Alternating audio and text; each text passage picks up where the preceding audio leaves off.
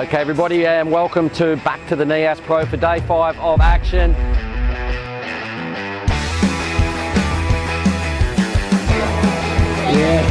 We're going to be starting shortly with women's quarterfinals, so we have 4 of those to roll out. Men's quarterfinals, it's a pretty short program today, so if I was you, I would tune in and watch day 5 of the Nias Pro.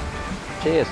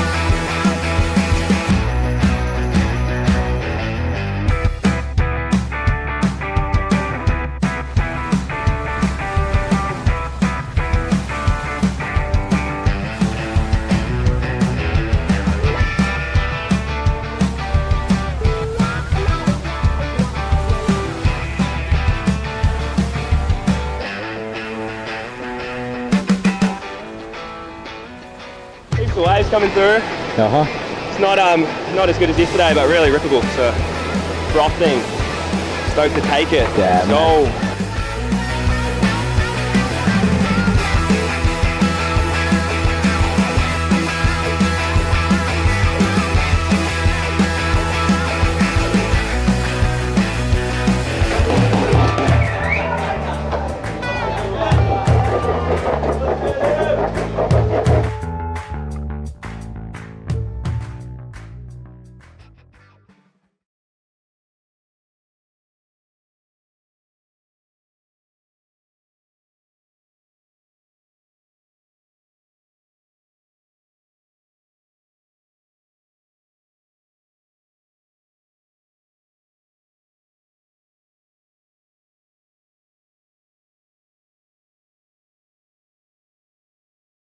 Pro, it's day 6 here. We've had some incredible waves throughout this whole week, and we have the women's semi-finals starting very shortly. It's Lucy Dara in the red and Kia Hua in the blue. These women have been an incredible force throughout the whole event so far, so this first semi-final is going to be huge. I'm True Starling, joined in the booth with Di Wacko and Wayana. How do I say your last name, Wayana? Sewell? Well, the whole thing is Pietramali Sul. But Sul. Okay. Pietramali Sul. Yeah. Wow. Well, Di, we've had some great surfing, and I can't believe we have finals day today. It's been a big week, but an exciting one at that. Definitely, it's been a big week. We've seen a lot of lines, barrels, but yesterday was more about turning, and yeah, we've seen a lot of great actions. Yeah, we've had big surfing, big moments, big scores as well. Wayana, you got to surf in the event too. Talk me through that. How was it? It was actually pretty nice. It was my first turn. I went in the heat basically. I didn't really get any waves in the free surf, so it was good fun. It was nice to actually get to know the wave, and yeah. Yeah, it's definitely difficult with those free surfs. Navigating hundreds of people out there. I think there's about 220 something competitors in this event, so it's incredible to see so many people here. And yeah, we're down to the last 4 competitors for both the men's and the women's. Di, I mean, I know that it's finals day. I'm sure we're going to see some huge surfing, but Highlights so far. Well, that's a big one. I know. That's a big Sorry. one. But too early? Day number 4 is actually highlight. Yeah. All of the heats were highlight. We've seen 9.97 from Benny, and that was one of the highlights as well. But the biggest highlight will be the Japanese surfers getting those high 9s in the heat, especially Monojo getting 9.67 and Jing got a 9.73, if I'm right. And those are the moments that I have to remember. Yeah, I agree with you on that one, Di. I mean, The 9.93 from Ben Lorenzen was absolutely insane. We saw him unfortunately bow out in the quarterfinals yesterday to Lennox Smith, who we'll see in the second semifinals of the men's a little bit later on. 35-minute semifinals today as well, an extra 5 minutes. Conditions seem to be a little bit smaller and a little bit slower, but still some good waves coming through. Have you had eyes on it this morning? Di or Wayana, anyone? I had a surf. Oh, you did? Oh, How was nice. it? It was actually it was fun. There were sets coming through, but I think because of the high tide and the small waves mixed together, it's a bit fat. But there's definitely opportunity out there. Wait for the right ones and stuff. Yeah, it seems like lots of playing the patience game for sure. Right. Another different day, so I'm kind of excited to see how these surfers can play games with the different type of the waves. We had a big waves, we had a good waves for turn yesterday, but we have the tricky condition today, and I'd like to see them how they adapt to the condition.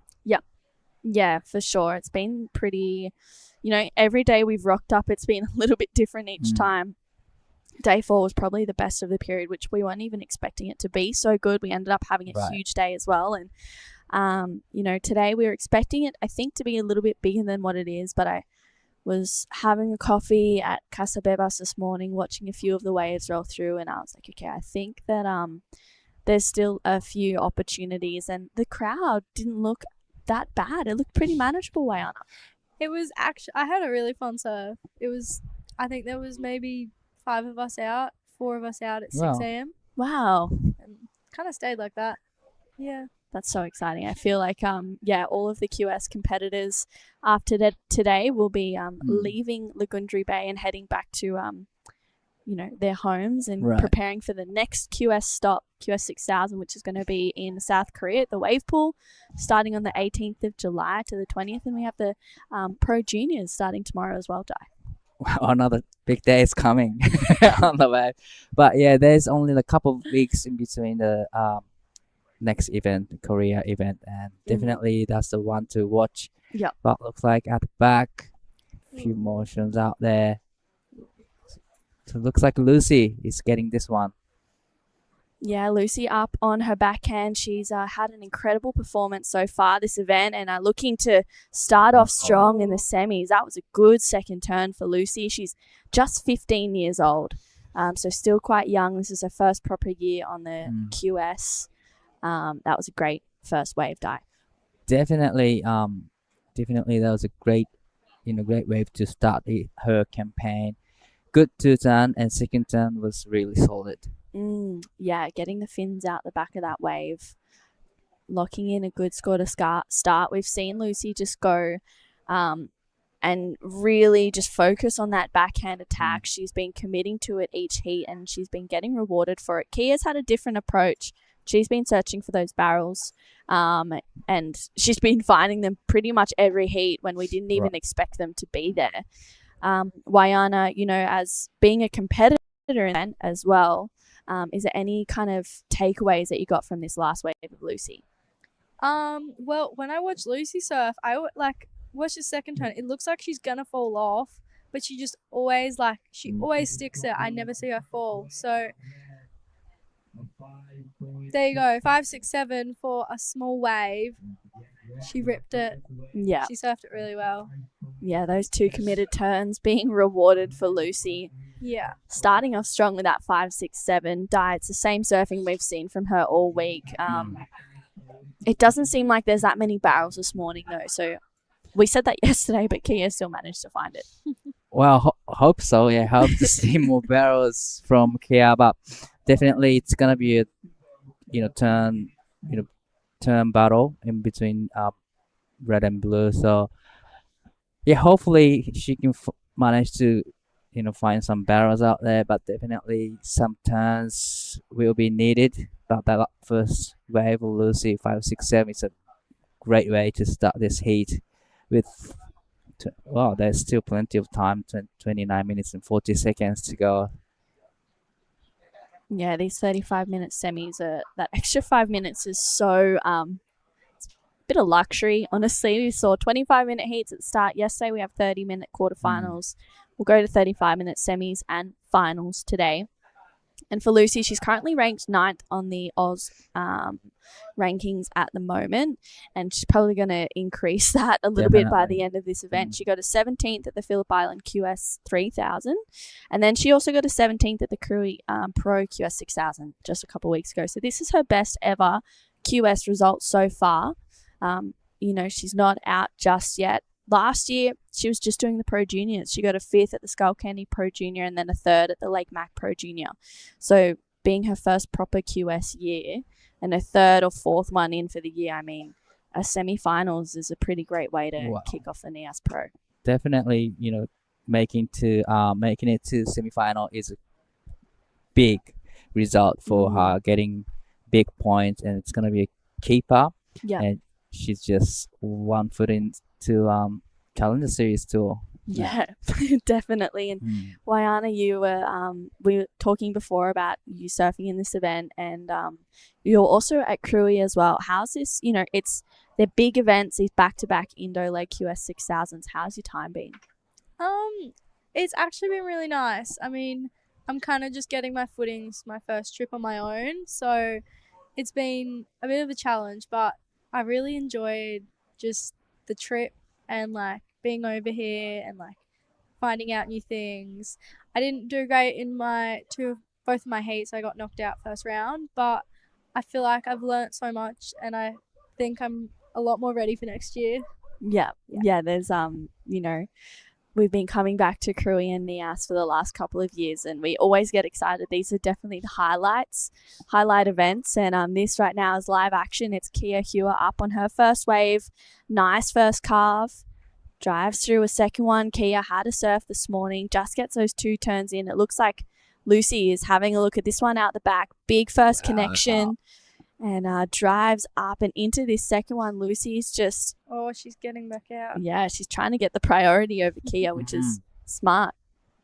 Well, that was interesting exchange between red and blue. Blue had the first priority, but looked like Lucy's wave had more walls to work on, more steeper section to work on. So but I gotta say, it's gonna be Lucy's wave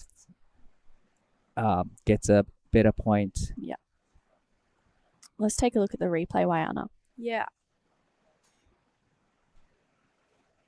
Yes, Lucy, she's always just committing. She was also, it's that second wave of the set. Like, it's always just a little bit bigger, a little bit steeper. And, I mean, it won't be as good as her first wave, but it'll definitely, I reckon, win the exchange.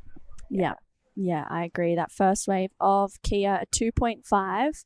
And last wave of Lucy was a 4. So 2 good scores for Lucy Dara right now, a 5, 6, 7, and a 4. And I feel like game plan for Lucy is to just keep Kia off those ones she thinks is going to barrel, because we know that Kia is good in the tube.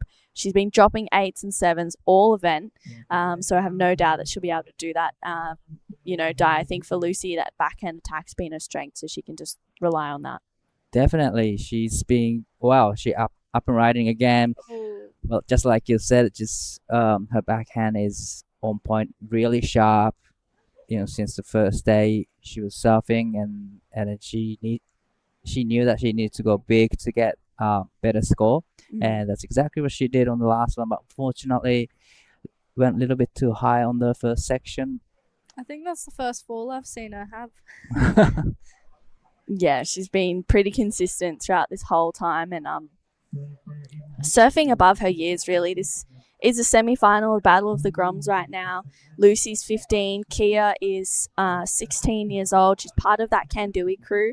For Kia, they drove from Padang in the Mentawais to Krui, and then I'm pretty sure they drove from Krui here, which is like a couple of day drive. So it's pretty crazy, the amount of commitment they're having for these events so far. Kia got a 49th at Krui. Wow. Yeah, but this is her best ever QS result. I think it's her first finals day in the QS, which is amazing. Amazing results, and she's just showcasing her skills growing up in the Mentawais, and she's just used to this horror big wave condition, and just she's showcasing all those skills Yeah. throughout the competition. Yeah, she's definitely been a standout in the tube for the Right. women's for this whole event so far. I mean, she's currently 32nd on the Asia rankings, but she's definitely going to skyrocket up after this result with a semi-final finish in the 6,000. Wayana, you know, these are big events and big results in the line. What's your plan for the rest of the year? There's potentially a couple more QS 6,000s. So what's your plan? Are you going I to do think, them or go? What's yeah. train? I think I'll commit. Yeah, I love it. Yeah. Yeah. You do one, I guess you do all. Yeah. Yeah. So plans to head over to Korea for the next QS 6,000? Yeah. Booked in. Love it. Yeah, it's actually a super fun wave, the wave pool over there. There's plenty of opportunity, and you know, everyone will get their fair share of waves. This is Lucy right now, under second priority, and unfortunately coming unstuck on that first turn again for Lucy. She's got a pretty good lead right now with a 5, 6, 7 and a 4. Kia looking for that 717. Right. I can tell Lucy really, wants to get rid of the 4.0 to extending her lead. But now Kia has first priority, so she gets to choose next one. So hopefully there's gonna be a great set for her. Maybe if she can manage to find a barrel today. Yeah, she managed to do that yesterday just so easily. She was able to find those tubes when I was like, no, I don't know. And then she found 2 and I was like, wow, okay. And it was actually a really, really close heat between her and Ruby True. Ruby needed a 4.67 or something like that and got a good 2-turner, but was just not the score. And it was, Kia was like, oh, wow, that was really lucky. But let's take a look at this wave here of Lucy. I think that's her first 5, 6, 7 die. Love the first turn and love the second turn. Just 3 fins out, drifted, controlled maneuver, and this is her second wave 4.0. Nice first turn. Just everything is on point, and she stayed composed on every turn. So it's great surfing from Lucy. Yeah, Wayana, you've been here in Nias for a while. I'm sure you've watched plenty of heats. What's been some takeaways, for you in regards to competitive surfing? Have you learned from any lessons from that other competitors have made in their heats? I guess just the way the judges score, like the difference between like some kids are getting like 7s for 1 turn and some kids are doing 3 turns and getting a 4. I think the judges, they want you in the pocket. They want you, and if you're not there, they're not scoring you, or they want you on the sets. I guess it's just kind of how it is everywhere, but they really go hard on you here. Yeah, it's being at that top QS level, you need to perform at your best dive. We've been talking about it all week, that quality over quantity kind of mentality, and I think you hit the nail on the head there, Wayana. Being on the sets, doing the best surfing, and being really tight in the pocket is like what is expected at this level. Yeah, and that's what Lucy and Kia do. That's why they're in the semis, I guess. Yeah, definitely. Kia's been surfing so well. She's definitely been finding some good tubes. Lucy's been attacking the lip each time. Next heat is going to be a good one. Second semi-final. Ella McCaffrey and Charlie Haitley. Ella, last year's winner. But this is that last wave of Kia die. The first nice opening car from Kia. But unfortunately, the wave just, didn't have the opportunities for her to hit the critical section. But definitely a beautiful opening car from Kia. So it comes in 2.20. There's still, 20 minutes in this heat. There's plenty of times. But Lucy has fast priority now. But looks like a few sets coming in. to the lineup. And it'll be Lucy. Oh, open riding. Lucy on her backhand. Nice first turn. She scratched into that one. It was a late start. Driving through a second connection. She's hoping this one is going to stand up for her. Maybe she can get a little bit more vertical, but unfortunately it just fattens out a little bit. I think that's her dad out there as her caddy. And Rafa Castro is out there for Kia Hua. He's been the best caddy ever, she was saying yesterday for her. And we've seen the caddies out there this whole event. They've been, making lots of noise. And we've seen people just, committing to the caddy life. Wayana, have you, I didn't, you got to come in here yesterday and have a heat with Di and Giada, but I didn't get the luxury of, getting to speak to you after that. Tell me, tell me about yourself, where are you from? Who is Wayana? So I'm from Byron. I grew up in Byron, still live there. I just finished high school last year. So, I guess this is my first trip on my own. I guess just starting to do QSs now. This is my first full year. So, giving it my best, and I'm not expecting too much from myself. I'm just trying to see how it goes, have a good time, and get better every year. Yeah, that's part of the process, that first, I remember my first year in the QS, and it was definitely a nerve-wracking one. Lots of lessons, lots of mistakes, for sure. And right now, this is Kia. She's flying down the line, looking for something big. She needs a 717, another nice carve, but you can see maybe a bit of frustration there. She's hoping for a barrel, and that one just not cooperating. Right, it was one of the bigger sets in this heat so far, but just like you said, probably she was looking for this barrel time. Unfortunately, couldn't find a right time, and Cameron section just fat out for her, and unfortunate really for her to not be able to get turns in. Yeah, that was unlucky. She was flying down the line.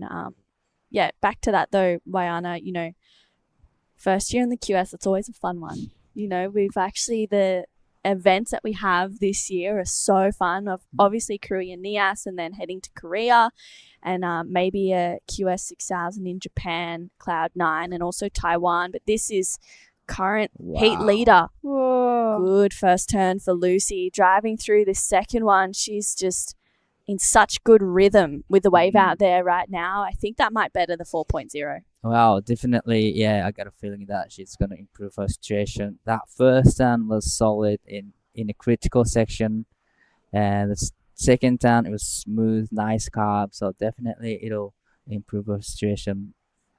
Probably get rid of the 4.0 that Luce was looking for. Great surfing.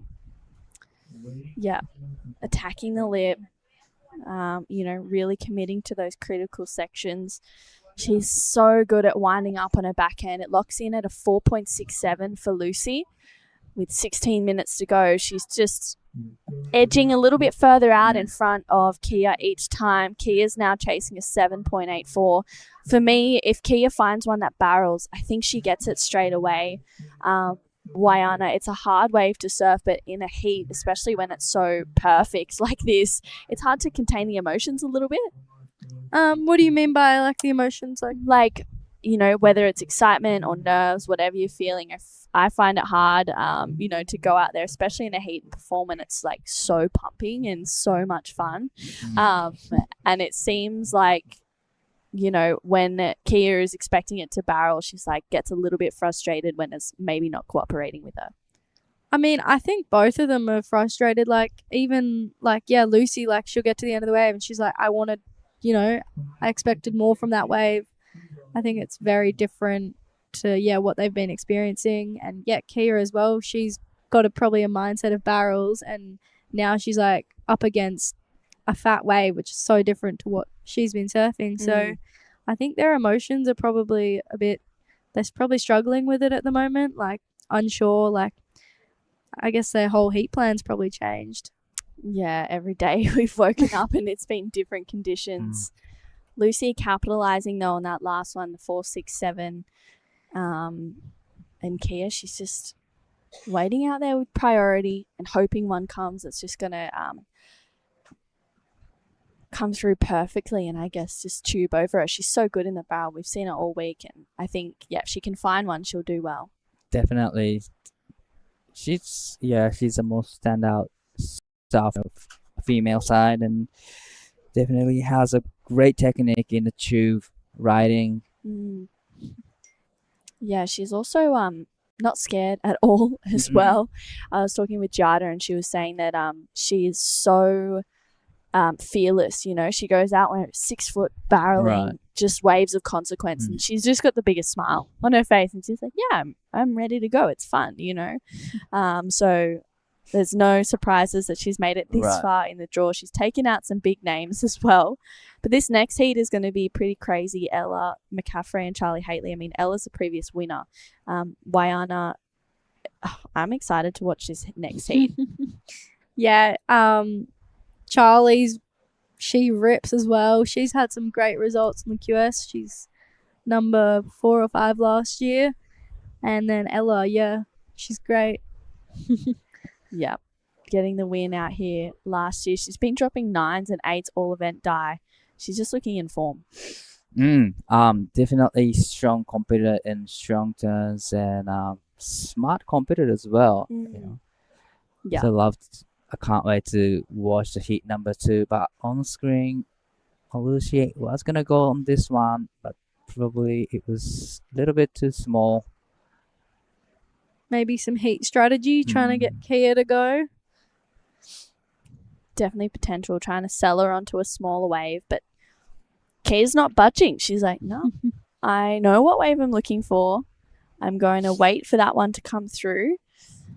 And with 12.5 minutes to go, there's still plenty of time for Kia to wait for one of those bigger sets that hopefully rolls through. Let's take a look at the best wave of Kia from this heat so far. There actually might be a little line rolling through, so we'll just stick with the live action before we go to that. And Kia's holding first priority, and doesn't go that one. She says, no, it's not barreling. That was smart move from Kia. Yeah, holding on to that priority, not making a committed paddle to that wave. So just under 12 minutes to go. And who are you traveling here with, Wayana? Who's the support crew? So because this is my first year, I technically came by myself. I stayed with some friends for a little bit in Cruy, but they didn't come to Nias. So yeah, but I met Lucy at Cruy. We were staying at the same place, so I've kind of just been hanging out with her a lot, and cheering her on. I've gotten to know Kia as well. They're both really, really sweet girls. Both love surfing so much. And so kind of just getting to know everyone, I guess. And it's been really nice. Yeah, it's pretty amazing how many friends you make. That was that last wave of Kia's, a 2.2. Looks like she's up and into this one as well. Well, so we're not too sure what she's done at the back. I love to watch the replay of Kia's last wave. You know, Kia's not finding tubes, but she's been doing great with the first turns. But she just couldn't find a wave that offers her the second turn in. So definitely the wave selection is gonna be the key point for Kia. If she can manage to put 2 turns in, and probably she'll be back in the game. Yeah, I couldn't agree more, Di. I think finding those 2 turners, it seems at the moment like it's that first turn is the most critical part of the wave, and then it kind of goes a little bit fat. So let's take a look at this last wave of Kia's. First look at it, Wayana. Whoa. That was a pretty sick first turn. Yeah, it's always just, it must be the tide, and I guess along with the small swell, but it's just they look like they're struggling to find something that holds up long enough for a second turn. Yeah, that last of Kia, 3.53, so it's her best wave of the heat so far. Well, pretty much all the point come from the first turn, right? Yeah. 3.53. So if she gets the second turn, and it can be mid-5 and mid-4. So Kia is in second, but definitely she needs to get on the right wave to go to get decent score at the moment. Yeah, she does for sure. And just finding those set waves, maybe something that's coming through a little bit bigger. We have obviously seen a drop in the swell, so expectation, maybe heat plans need to change a little bit for finals day. These the men's finals coming up are going to be super stacked as well. It's going to be Elliot Pyrita-Reid taking on Dylan Wilcoxon, and then we'll see Teddy Billy and Lennox Smith in that second semi-final. That's going to be crazy. I mean, wow, yeah. I know Lennox, I'm pretty sure he's unfortunately injured his meniscus again. So he's surfing with a knee brace at the moment. I think yesterday he was in a little bit of pain in his quarterfinal. Wow. But, still progressing through that quarter against Ben Lorenzen. And I know Ben was really stoked with his result. I was talking to him earlier this morning. And for Lennox right now, it's just all about pushing the pain aside and giving it 100% in those 35 minutes, because these are huge results. Definitely, this is semi-finals, men's QS 6000 high-rated QS on the tour. So definitely, everyone wants to possibly win to gain big points. But sometimes, pains go away when you're so psyched. Yes. Right? Yeah, you don't feel anything. No. And you don't feel the cold. Oh, well, I feel like you get way too hot out there right now, but I like competing in the cold. You don't feel it for the 25, 30 minutes that you're out there. You're like, nah, the cold doesn't even matter. All that matters is just catching some good waves, doing the best surfing, and hopefully for Lennox, his knee isn't giving him too much of an issue in this semi-final, because this could be a huge result for him. Right, definitely. So on screen we have Charlie Hackley in blue. I think that's Ruby True as her board caddy. Yeah, right. I think it's Ruby. Yeah, she's been using Charlie Hurst as her board caddy the last couple of heats, but Charlie's making her way back to Oz today. So Ruby getting knocked out in the quarterfinals yesterday. Kia actually taking her out. So she's opting for the professional board caddy for today.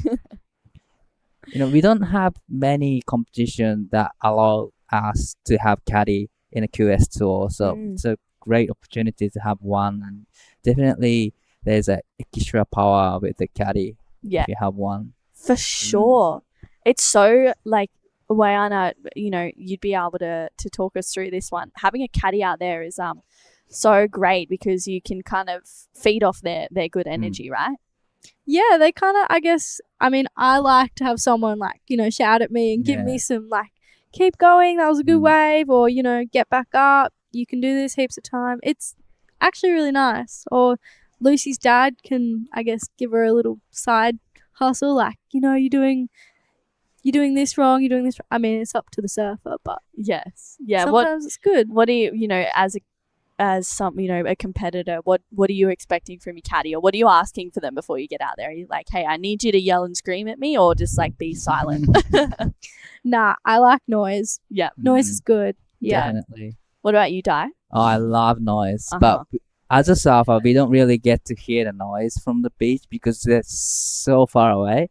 But hearing the noise just hypes you up. So definitely, I love noise. Yeah. I think all the caddies, everyone's kind of cheering everyone, not even just their surfer. Yeah. Especially in that big day 4 when there was so many tubes going down. I feel like everyone was just getting so psyched. I love to be a caddy on the day 4. It's so fun. Yeah. So fun. I remember when my sister was caddying for me out here in one of my heats a couple of years ago, and I was like, she just knew exactly what I needed at every point. I like to have information. I'm like, tell me my scores. Tell me what I need, or where I'm sitting and how much time, and then you can yell and scream. It's like, give me the information first, and then you can hype me up. And she just nailed it every time. I think Nathan Hedge was the same. I told him before I went out, one of my heats, he was caddying, and I was like, Hog, just tell me my scores first. And he's like, yeah, Trudy, I got it. Don't worry. I was like, great, thanks. And it's just so awesome to have that communication, that kind of energy with your caddies out there. As you said, Di, you don't get it anywhere else on this QS region. Definitely. Maybe, if you're on a CT tour, then you can have caddy out there and there's a situation, or maybe CS, but not on the QS tour. It only, Australian and Asian tour that allow us to have a caddy in a perfect condition. So. Yeah, it's we're so lucky to have be able to surf these incredible waves and have those little 1%ers that make such a big difference. And talk me through your junior career, Waiano. Did you compete much as at any of the pro juniors, or any of the? I know that the Oki Grom comp and the Skull Can are coming up. We'll get back to that though. This is live action. Lucy in and out. Doesn't like the look of that wave. But yeah, what's your competitive career? Has it just started, or has it been, going on for a while? So I did do a few pro juniors when I was younger, and I have, I guess, done a few Grom comps, but nothing super major. I just did a couple every now and then. I kind of focused on running most of my junior career, and I guess I'm distance running, or we'll come back. Sorry. No, let's watch Kia. Yeah, she just floats that first section. She needs to go big here. Whoa. Good carve, grabs a rail, unfortunately, and comes unstuck for Kia. It's not going to be the 681 she's hoping for, and we've got 3 minutes to go in this heat. Lucy will go back and regain that priority. But yeah, talk me through what running is in, distance running. Talk me through that? That's a whole different thing. Yeah, it's very different. I was talking it to Giada a little bit about in the other heat. So do you know steeplechase? It's so it's 3 kilometers, and it's you jump over hurdles, horses jump over barriers. Yeah. Oh, here goes Lucy again. Yeah, good first turn for Lucy. Needs to find a second connection. She gets up there once again, and just in and out. She's maybe hoping for a little bit more from herself, but she's been doing just exactly what she needs to do in this semi-final right now. And from running to surfing, that's a big difference. Well, I was always doing both, but it was a lot, just trying to really, I guess, push both of them. And I guess I kind of went through phases. I'd really focus on this, and then I'd really focus on that, but it just never really, it was tricky. So I guess now I'm fully focused on surfing, and I just run for fun or fitness. I did bring my running shoes. I have gone on a few runs here. That's pretty committed. Well, here is Kia. Important waves. Needs 681. It was a huge first and committed turn, but unfortunately it comes unstuck. But definitely it was one of the huge turn from a Kia. It's the right approach to be getting that 681. She Definitely needs to do those big turns. She's got just over a minute to go. Lucy, she's paddling out, maybe trying to get in position for this one. It looks like she is, Di. Lucy is up and riding. This is a good-looking wave. Nice first time, but decided to kick out to probably regain the first priority over Kia. So smart surfing, smart decision from Lucy. Just under 50 seconds to go. Wow. So it's Lucy Dara out in front. She's got that 5.67 and a 4.67. She's currently at this point on her way to the finals. Unless Kia can get that 6.81 that she's been looking for. She's got a 3.53 and a 2.5. It's been incredible to watch Kia absolutely charge this whole event. And with 30 seconds to go, Lucy is going to have a look at this one. Keep Kia off it. She needs to better a 4.67 on this wave. Nice first turn. Gets up and into that second connection there for Lucy. Her attack approach has been what has been, her go-to throughout this whole event. And with 5 seconds to go, looks like we have our first finalist locked in for the women's. It's Lucy Dara moving on through to the women's 2025 Nias Pro final. Unfortunately, we'll say goodbye to Kia Hua, but what an incredible performance, Di. She's been surfing so well this whole event.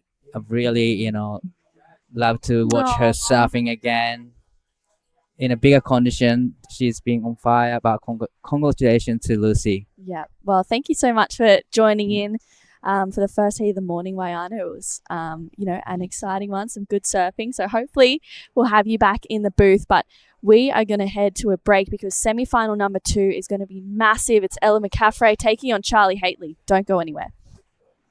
Cow! Oh, mate, I just went for a drive. Surf is cooking, bruh! Wind's gone offies, swell's starting to pulse. You all fueled up? It's you and me, man. We're going to get cone today. Yeah, let's go, bruh.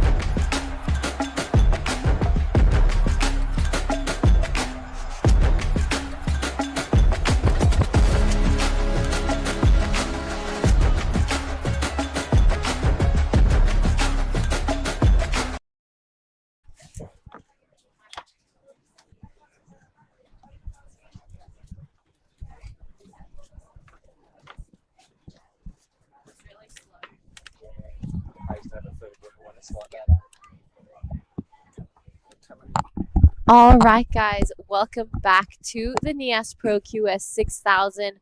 Right now in the water is the semifinals heat 2. We have in the red Ella McCaffrey, last year's winner, and in the blue Charlie Haitley. I'm Jana Ligati, and I want to welcome into the booth Mark Clift and Jazz Studer. Hi, how's it going? Good morning, team. Here we are, finals day, and our second semi-final is already underway. Here is the defending champ, everybody. Ella, I think by memory, had a 9 and a 7 yesterday in her quarterfinal to get to this point. Watching her go through her warm-up routine this morning, she knows how to deal with finals day. Let's put it that way, as the defending champ, and went in with a whole lot of momentum from yesterday. So, Jazz Studer in here. Jazz, you know Ella pretty well. What do you reckon? You reckon she's nervous, or you reckon she's got this totally together? I'd say she's feeling really confident. Before her heats, she's super locked in. She's super focused. All eyes on the water. She doesn't have any distractions. So, yeah. I'm saying she's feeling confident, and I'll be stoked if she makes this heat. I'm sure you will. You've been doing some caddy duties with her, yeah? Yeah, I caddied for her first heat, and Charlie's up and riding here. Belts that first section, sticks it, kind of gets caught around, but oh yeah, hits the eject there. All right. So, G, how's your morning been going? Our finals day, it's taken us a long time to get to this point, but you ready? I am so ready for finals day. I'm really excited to watch the finals, and I was just having a coffee with some other athletes, and they're all excited too. Everyone's going to be down here taking a look. I mean, besides this wave, actually, in Nias, there's not much else to do. So it's an exciting morning for everyone. We're going to have our finalists for the 2025 Nias Pro. And all right, so you spent some time with Ella, and she came back just for this event, and she wants to win, of course. So what's her routine been like here? Well, we kind of just been hanging out, She'll wake up, she'll have an early surf, do some stretching, a workout, and if she's off for the day, we'll kind of just spend the day hanging out, sometimes caddying together, and yeah, it's been super fun hanging out with her. I only get to see her maybe once or twice a year, and it's usually at this event. All right, let's have a little look at these replays. It wasn't ideal for Charlie, but she's been a ripper. She's been a big inclusion into this event this year, and she's really been powering away through the draw. I see similarities with the way you surf, Jazz, in your Charlie.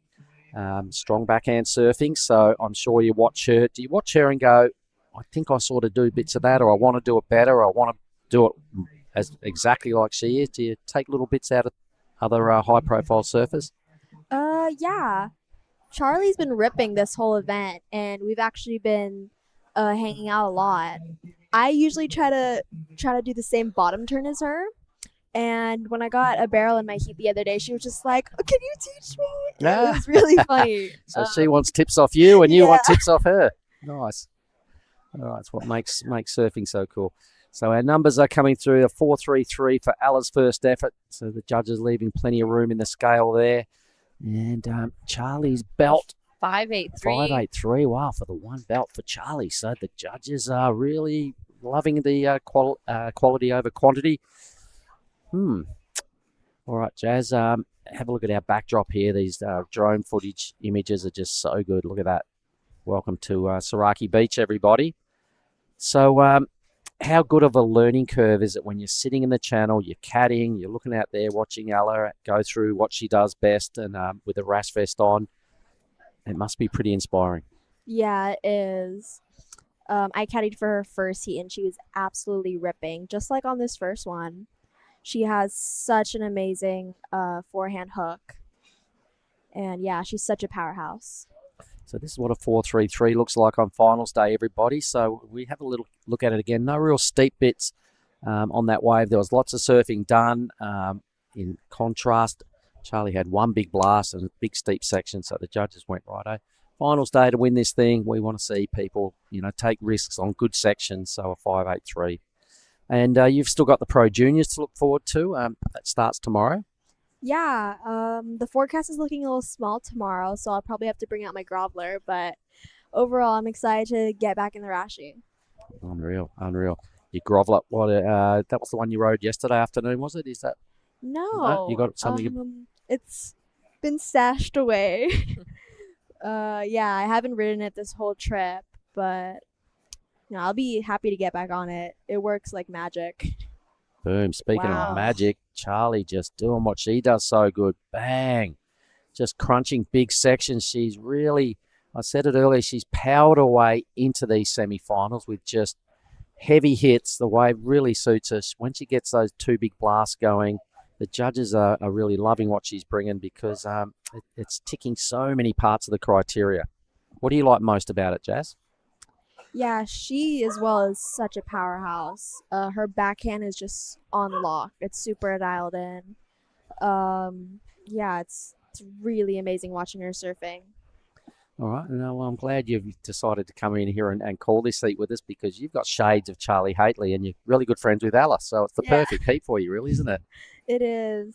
I've gotten to know Charlie really well on this trip. We've been talking along the free surfs. I'll usually come up to her. I'll be like, "You had your wave yet?" She goes, "No." I'll say, "Me too." All right. I mean, you're coming off an injury as well, right? Yeah, I am. So I tore my meniscus about 4 months back now, and I did a month and a half of rehab.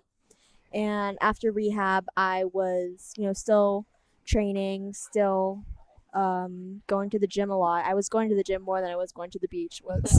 It was an interesting moment for me, but yeah, I'm really happy to be back in the water.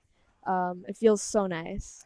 We'll get back to that as there's a break in the action. We're going to head over to a quick interview with the first finalist of the event.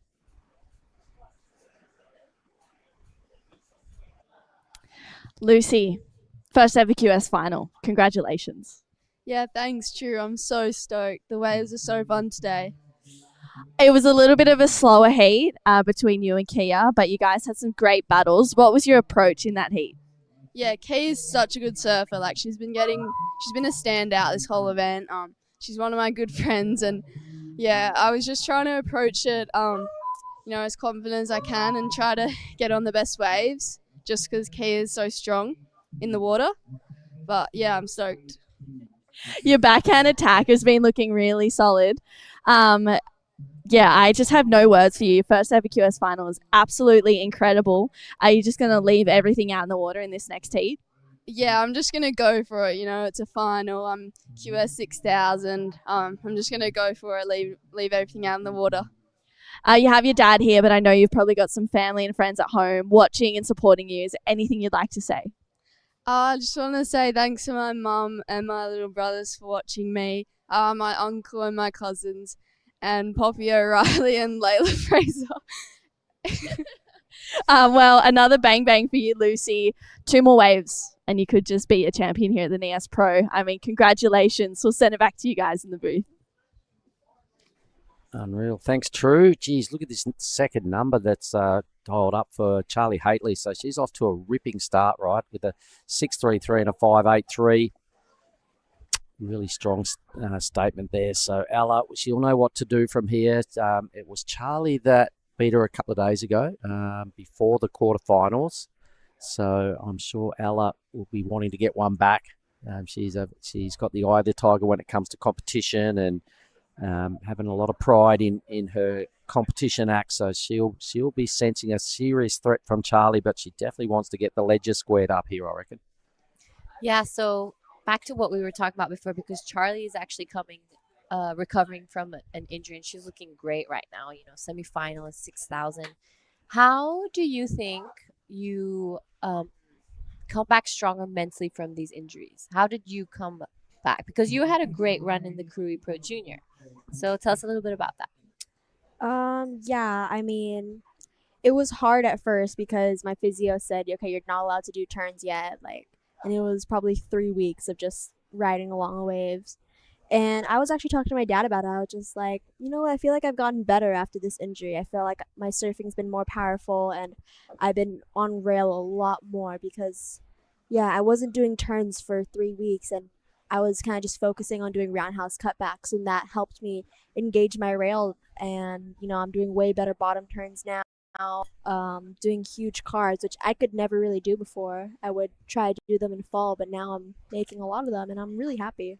Did you ever talk to maybe any sports psychologists to come back stronger, or were you just working on yourself?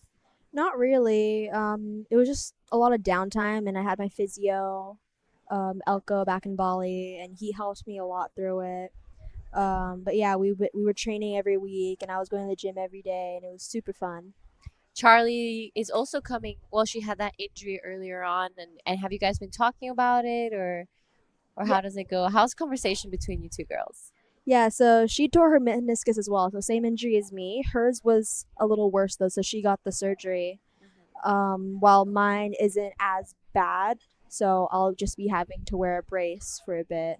But yeah, she's come back really strong, and I'm so stoked for her. Semifinals at a QS 6,000 after, an injury. That's amazing.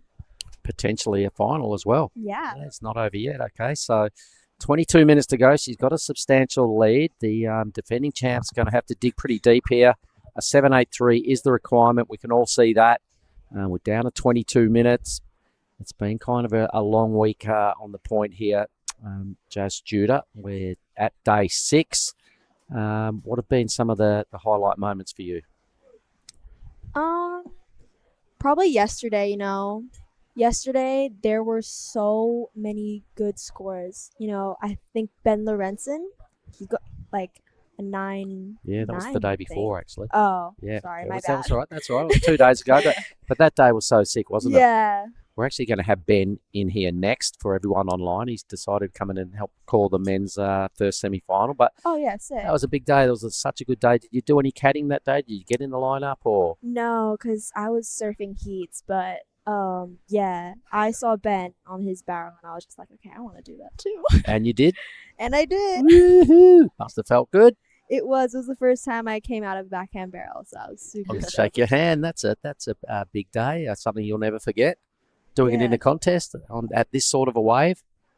Yeah, I've been coming to Nias for the last 4 years now, and that was the first time I actually got barreled. That's okay. That's no disgrace. That's it takes a little while. It's one of the harder things to do in surfing. Develop a good backhand tube riding style, and when you see someone like Ben Lorenzen, who we're having a chat with next, it's like, wow, it looks so good when the crew get it right. So well done you. Anyway, you might want to call this wave for us because this is your friend. It's looking like Ella wants it. Yeah, this is looking like a pretty good set. Trying to get around that first section, coming off the top, and kind of gets stuck there, but loads up for a second one. Ooh. Kind of hits it late there, but yeah. Well, that's not very Ella-like. No. Usually she's very fast for the top turn and the first one as well, and she's very powerful. She's the type of surfer that under pressure, she actually tends to improve on her surfing. So hopefully with still 20 minutes, that's plenty of time for her to get back out there and catch a couple sets. But yeah, It's unusual. yeah, very unusual. It was a good wave. She waited a fair time for Yeah. it as well. So probably just taking so long to get to that first scoring opportunity might have just maybe rushed it a little bit and didn't get that first hit right. So she tried something even bigger on a second hit and just another little error on that wave and down she went. So she'll have to just brush that aside now. I'm sure she's good enough to put, negative thoughts behind you and just realise there's 19 and a half minutes still remaining. A 7.83 by her standards. She was dropping them. She's been dropping them all event. So you've just got to regroup and put those disappointments away and just focus on what you can do next and how you're going to get it better. Yeah, I mean, Ella has been competing for a long time now, and she's such a strong competitor, really strong mentally as well. So she's definitely going to come back stronger. I know that Ella loves this place so much, and she has such a strong connection to Nias. So the wave just, she was a little late to it, but I'm sure she's going to learn, and she adapts really quickly the same way today. The conditions have changed so much since the past few days of competition. So it's all about adapting and being able to bring out the best, even when it's been different. And look, it's the same for everyone when you look at the waves that are out there. So you've just got to get your head around it. You've got to get down and do it. Lucy did in her last heat. Do you like watching Lucy surf, Jazz? Yeah, I've been watching her since Cruy, and she's got such an amazing forehand and backhand. I've seen like the highlight reels of her, and it's so sick watching her surf. All right, good stuff. Here we go now, another decision time. So why don't you talk us through this one? This is Charlie. Okay, Charlie going off the bottom turn, carves that top turn. Yeah, the wave's kind of fattening out here, but she wraps it back around into the power source. Might load up again here. Usually sometimes does that, but yeah. Overall, pretty good wave for Charlie. Do you think potentially upgrade to 5.83 or not? Comparing that to her 5.83 was very different, of course. Yeah. It was a one bell off the top. But yeah, I don't think it's going to improve. No, I reckon good call. You pushed that out there really well, and I agree because here it is again. So just a flatter wave, G. What do you reckon? I think probably most of the points come from that first turn, but yeah, it's just a bit of a flat wave. Nothing to do with her surfing this wave, just not giving her the opportunity really to just go critical or more vertical. But she's just trying to keep busy and make sure she doesn't just sit there for so long. I think it was maybe smart as well to take it off Ella, make sure Ella doesn't, really get another good score so early on in this heat. So I think it was smart from Charlie to go for it and stay busy, make sure she doesn't get into her own head. But yeah, so still plenty of time, and Ella now with priorities probably gonna have a good shot in the next set. That was a great call, G, because I reckon she had to do that as well, because if you give Ella an even break, someone like her, a defending champ, if she betters her 4.33, the requirement drops. She could just surf weights into rhythm. So I reckon Charlie probably just identified that as a stop Ella moment. Here we go. So here's Ella now. Go for it, Jazz. Ella hits that first section, loads up for a second one, absolutely lays into it, but unfortunately digs her rail. All right. So pressure sort of mounting a little bit here, uncharacteristically. A bunch of errors starting to come out of the defending champ. Charlie Haitley beat her to get into the quarterfinals the other day. She's the only surfer in the draw this year to beat Ella McCaffrey. So Ella's kind of got a nemesis in the lineup, and she's going to have to regroup here. A couple of untimely errors, down to 16 minutes, so just under the halfway mark of our second semi-final for the women's. Meanwhile, Lucy Dara waiting in the ladies' grand final. Up next, a big matchup. I think it's Elliot Parada-Reed and Teddy Billy. Is that right? Dylan Wilcoxon. Dylan Wilcoxon. All right, so Dylan and Elliot. Go for it. Oh, great matchup there, Elliot and Dylan. I think it's like pretty much the polar opposites of this event. Elliot, a bit older, has had the experience and has been around the QS run for a really long time, whereas Dylan is just turned 16 and kind of up and coming and not too much experience in these big QSs. So it's gonna be a really interesting matchup and different approaches. I'm guessing as well. Yeah, well, we'll talk more about those two when we get to their matchup with 15 on the clock. Charlie gets back out there and regains priority, so she's in good position now. She's just trying to get rid of that 5.83. Her last score didn't go there, so it was still just a nice set play to take this wave off Ella. So we're watching replays again. This looks like a first one. All right, got a really strong lip to crack. She did it. This is the 5.83. And then found a better wave to hit it a couple of times. What did you like best about this one, Jazz? Yeah, she really cranks it off the top. I mean, that's just beautiful surfing right there. And then the foam climb just to try to get around the section. But yeah, beautiful surfing. Yeah, it is. And, and welcome in, and thanks for coming and helping us out in here. But it's cool to watch heats roll out like this, and you watch it scores. I really reckon it's a good kind of training tool as well, to sit in, because we watch so many heats, AGR, and you see so many ways people can win. You see even more ways people lose. So to sit here and just really study heats and watch these numbers drop, it's I think for someone like you who's got a future as a competitive surfer, both you ladies, it really just highlights the importance of making right decisions, good decisions in a heat, because the time goes pretty quick. Yeah, so what are your plans for the rest of the year, Jazz? What are you gonna be doing? What are you going, like, in what contests are you be competing, and where are you gonna be training? So after this, I have a Fulu, which I went last year and got second. It's such an amazing wave, beautiful venue. I mean, despite having the reef right there in your face when you take off on a wave, it's so nice there. And then after, I'll be home for a week and then off to Korea for the QS 6000. I'm not so sure after that, but I have the Penang Cup next August, and I'm so excited for that. I came away with second last year to Moana Jones Wong, and getting to take the win this year. Do you think Afulu has similarities to Bingin? I do. It's a lot sketchier in Afulu, but it's such an amazing wave. It's a really fun wave, right? And Yeah. the place is sick. Have you had the roti bakar there? No, I haven't, but everyone's talked it up this trip. I might have to try it. It's so good. I went there the first year, and the roti bakar there is some of the best I've ever. I think that was all I ate for like 3 days. So if you get around there, you have to try it. And I'm hoping you guys get some swell, because it's a really fun wave. And about the Penang Cup, so have you been surfing there quite a bit? I have not. I haven't surfed there all year, and I hope there's a really good swell for the Cup. It's been a bit of a strange season, right? Yeah. There was one swell last March that it broke. I was at halfway training, so I couldn't make it. But I'll be really stoked if there's a good swell in August. I'm sure you'll get some great swells for the Penang Cup. While there's a little bit of a break in the action, we'll go over to a quick bonsai break. That's a weird looking smoothie, Vorno. Tell him, son, this ain't no smoothie. This is a smooth as broth base for our bonsai ramen.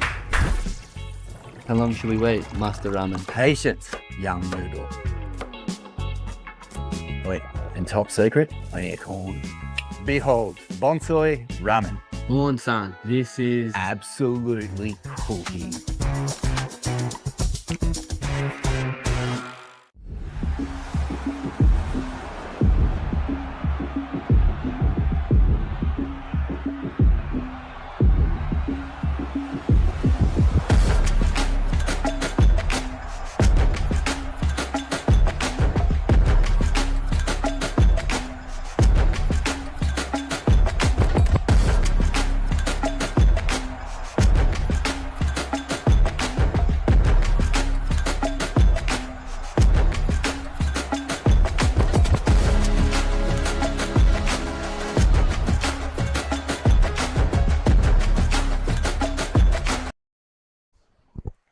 All right, we're back.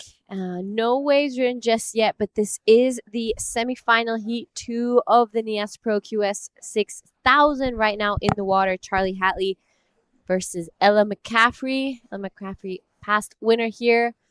So it's looking like Charlie for now with a bit of a foot in the final for now, a 6.33 and a 5.83. Ella McCaffrey, unfortunately, hasn't really strung this heat together just yet. 4.33, a 2.17.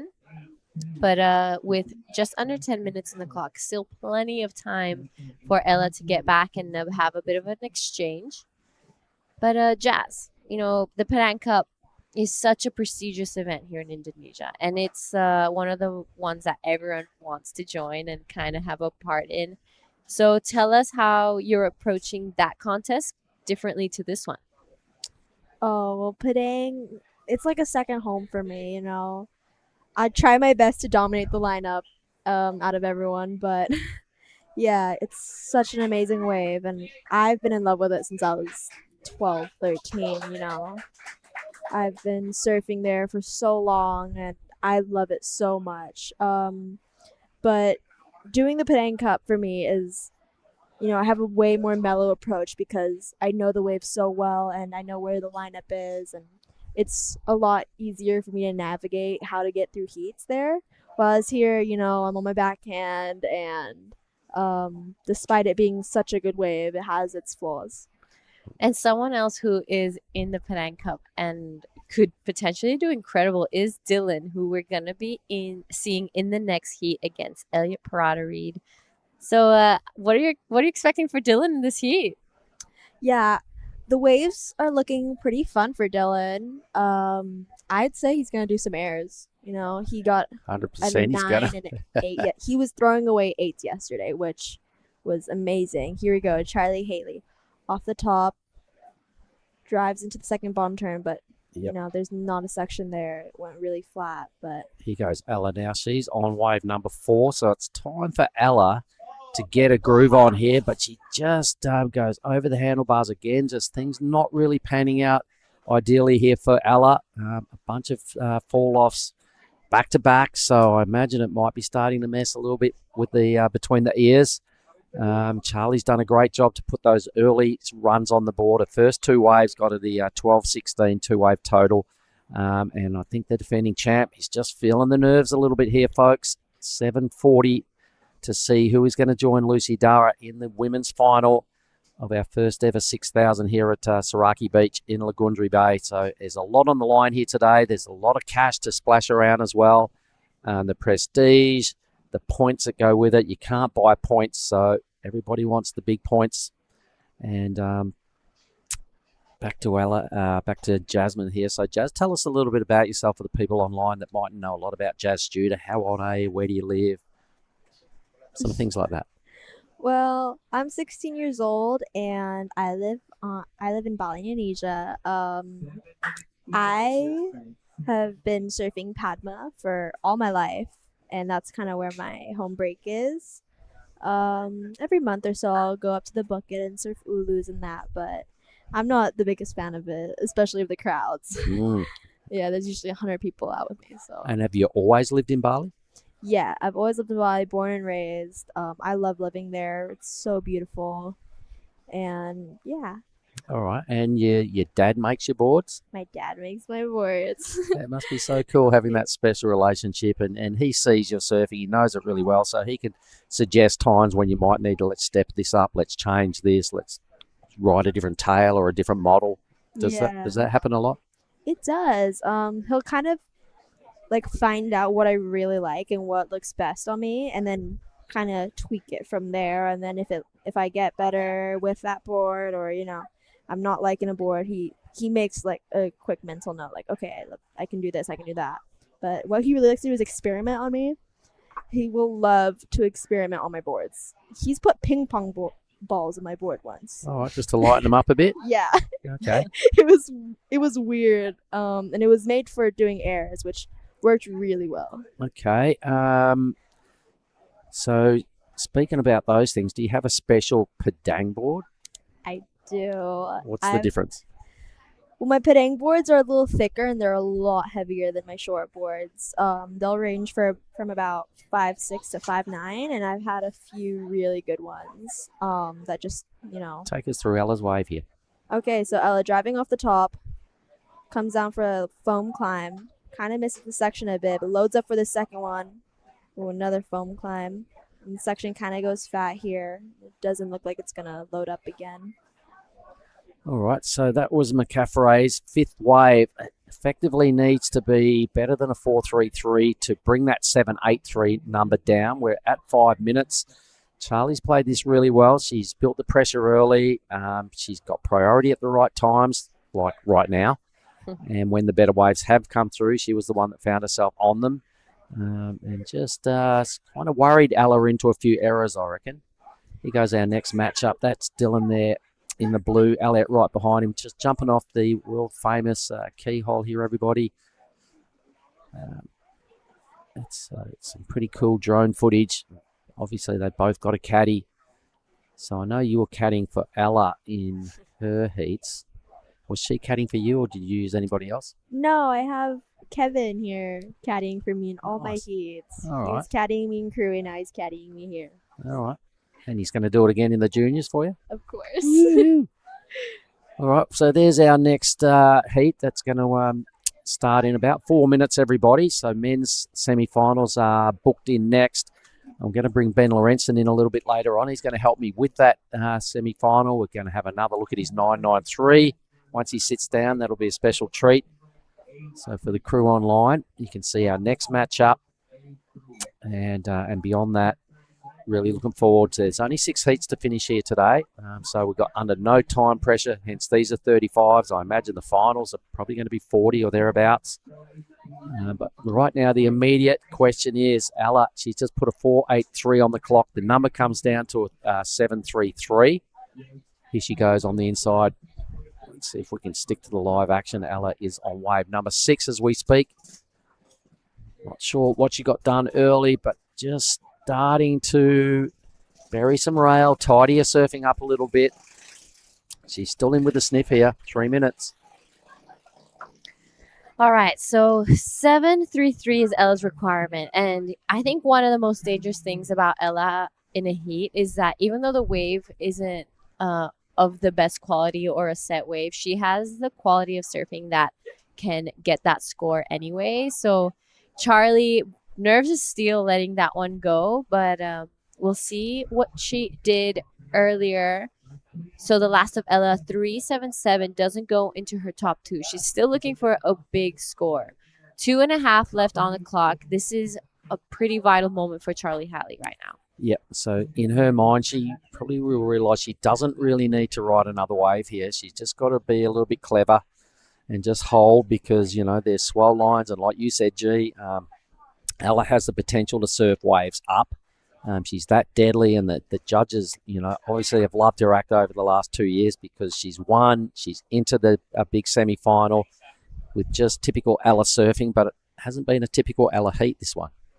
No, she's fumbled a few times. Unfortunately, she's fell in moments where she should have really ridden out of waves. But a semi-final finish, like, I don't want to speak too soon, but that's incredible again, you know, coming third and last year first. Like, it just shows that how much she really thrives here.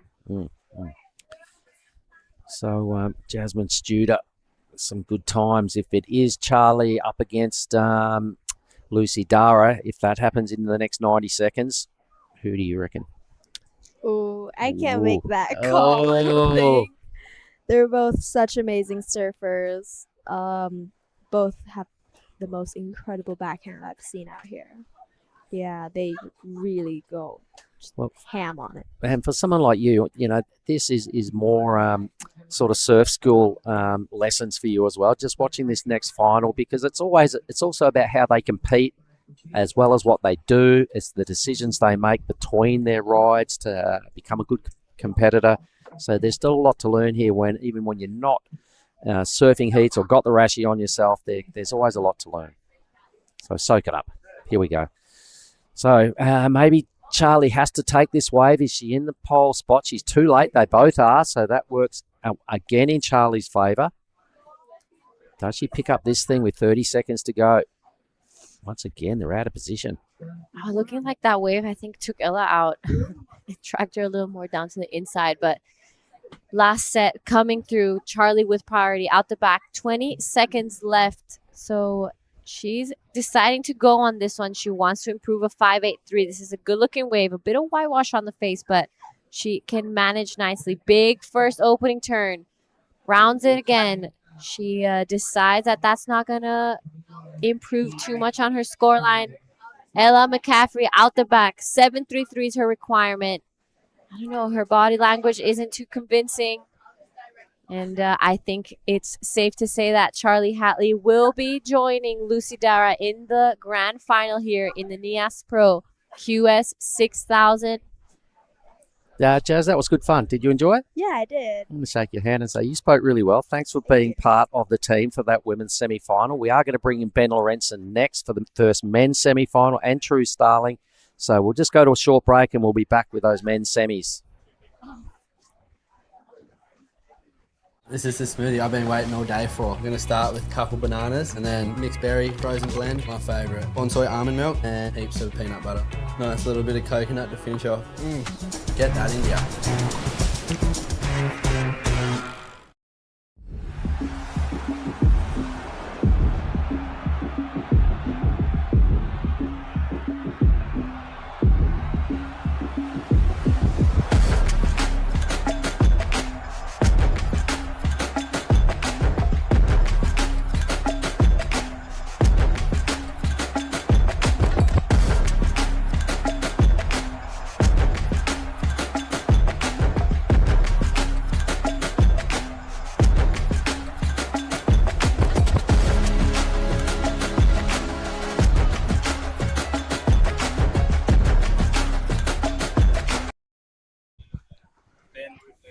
I know. Yeah. Next heat. All right. So this is our first men's semi-final. We just saw Charlie Hatley book herself a spot in the grand final with Lucy Dara. This is our first men's semi-final. I'm going to welcome back True Starling into the house. True? Thanks, Mark. Yeah, I'm excited to be in for this heat with Elliot and Dylan. They've both been on fire throughout the whole event. And we've got a special guest.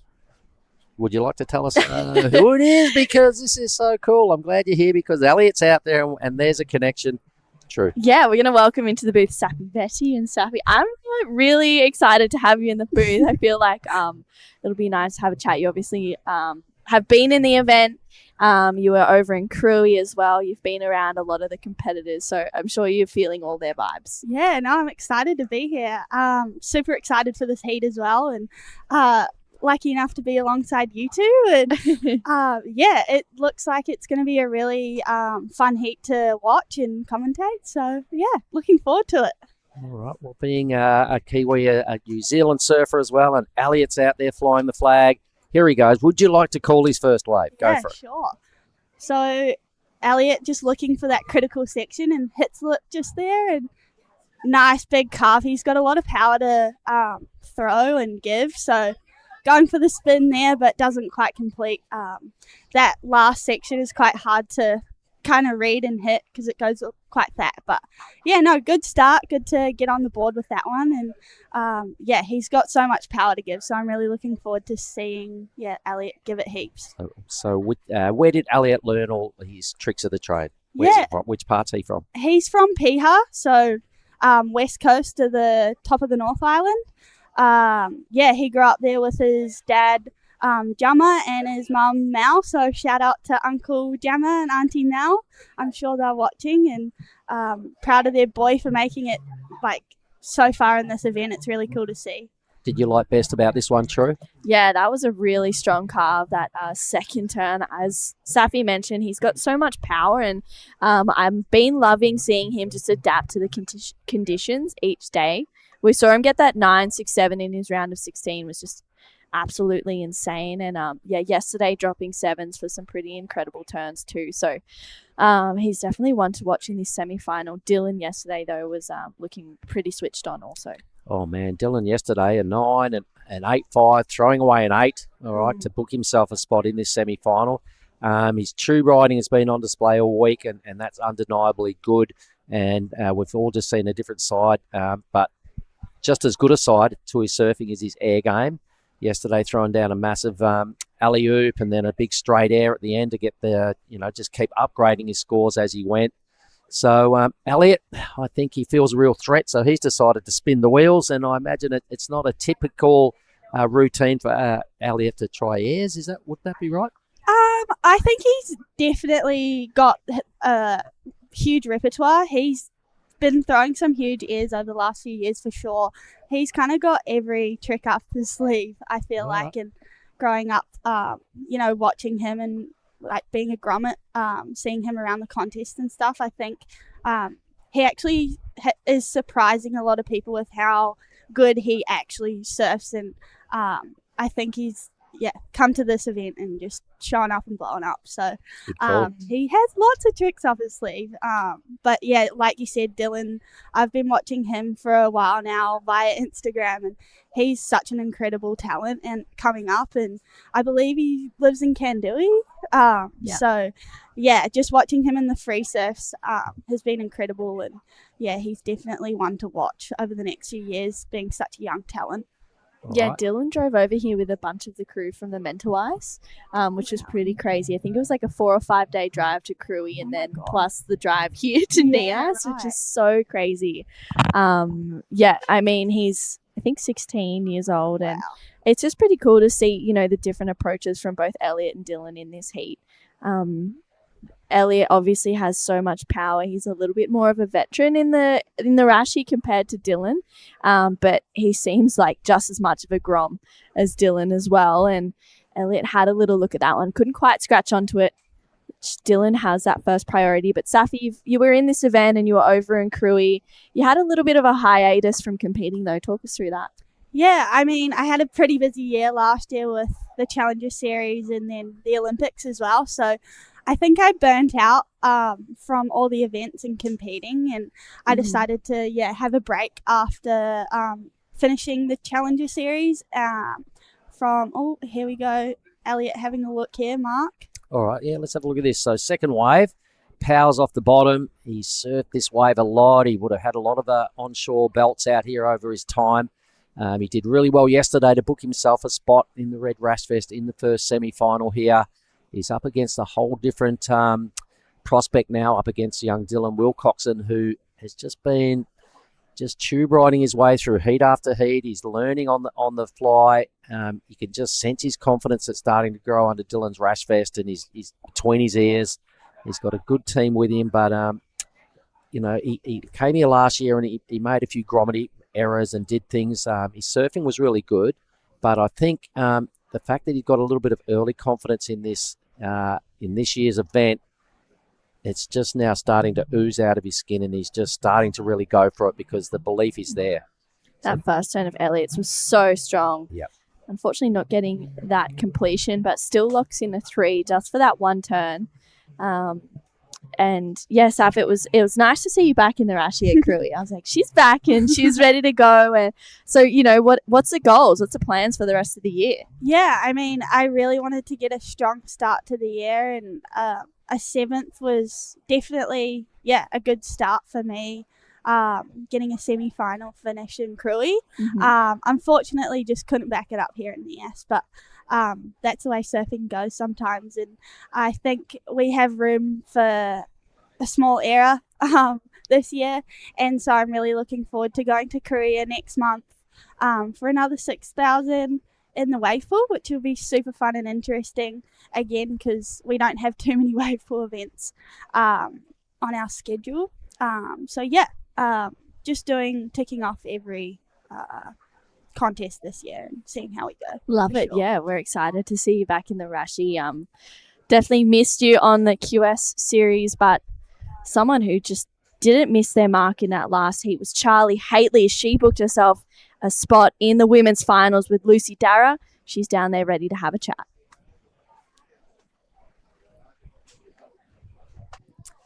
All right, I'm here with Charlie. Congratulations. You're in the final QS 6000. How are you feeling right now?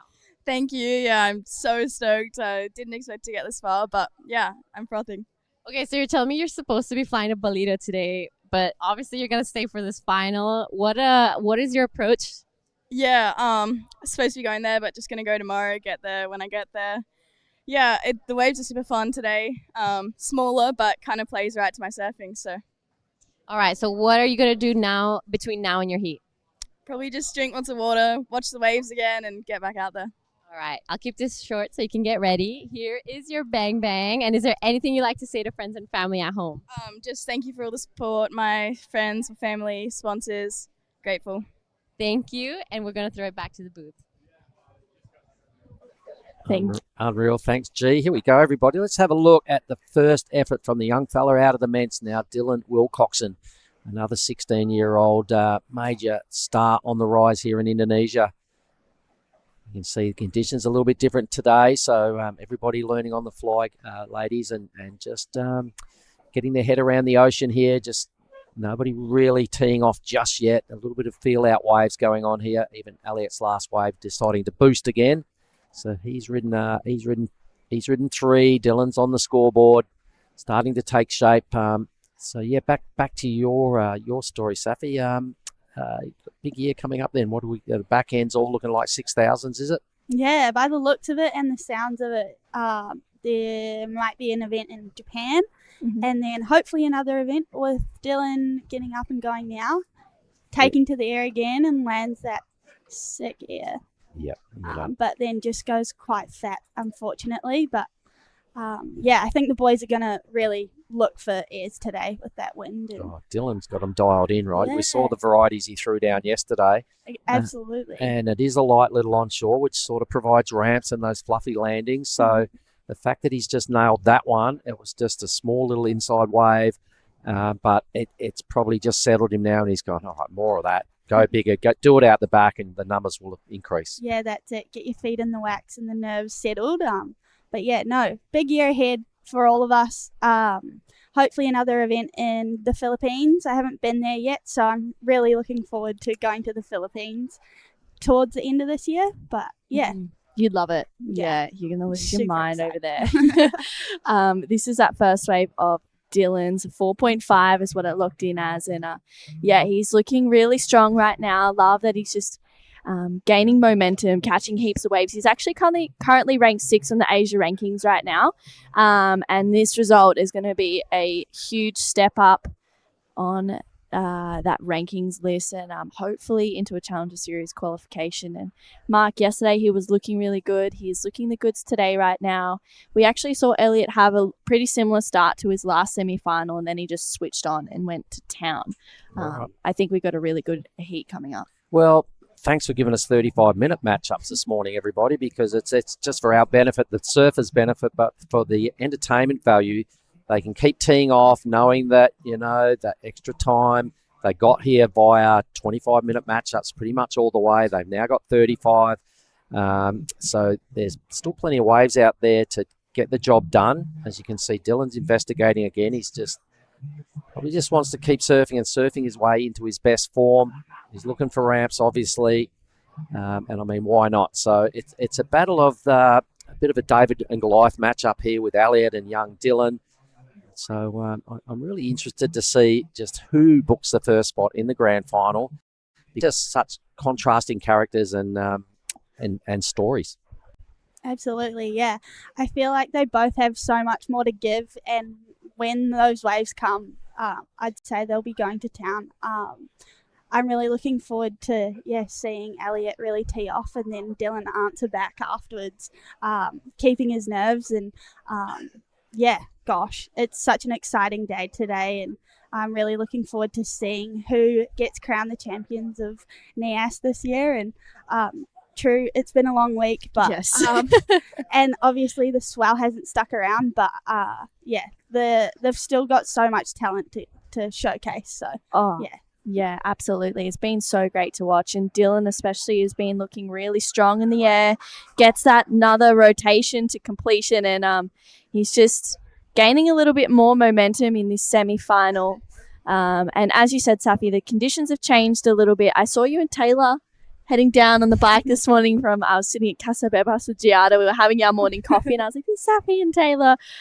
So did you have a surf and talk us through the conditions, give us a little insight. No, it's definitely dropped off today, but it's still really rippable. I think if you can get it straight into that first part of the critical section of the wave, obviously the judge is going to really like that. But yeah, I think it's just about like a lot of energy and a lot of power, and obviously taking to the air today for the boys. Hopefully we can see some girls taking to the air too, but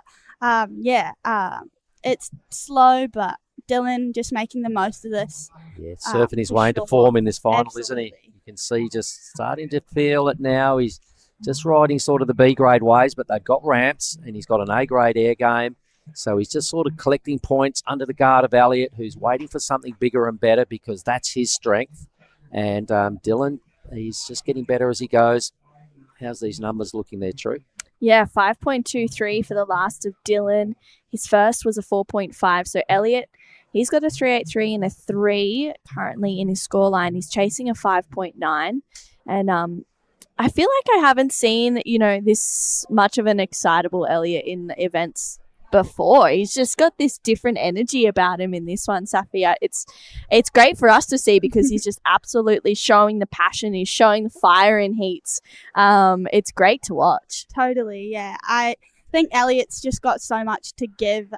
He really showcases a lot of towards us younger kids. He's showing a lot of manaakitanga, which is a whole sense of community, and showing us we're part of his family, and when we travel, we've always got each other's back. And I think Elliot's he's got no pressure on him. I think he's just obviously relocated to Bali, and just kind of taking these events as they come, and no pressure whatsoever. And it's really cool to see Elliot just kind of have nothing on his shoulders and just going absolutely bonkers. So it's cool to see Elliot in a total zen kind of environment. And I know he's been probably working on that with his dad and Dave Wood back at home in Piha, integrated training. So I think it's paying off for him for sure. Yeah, he said that the results haven't really been, what's in his mind. It's just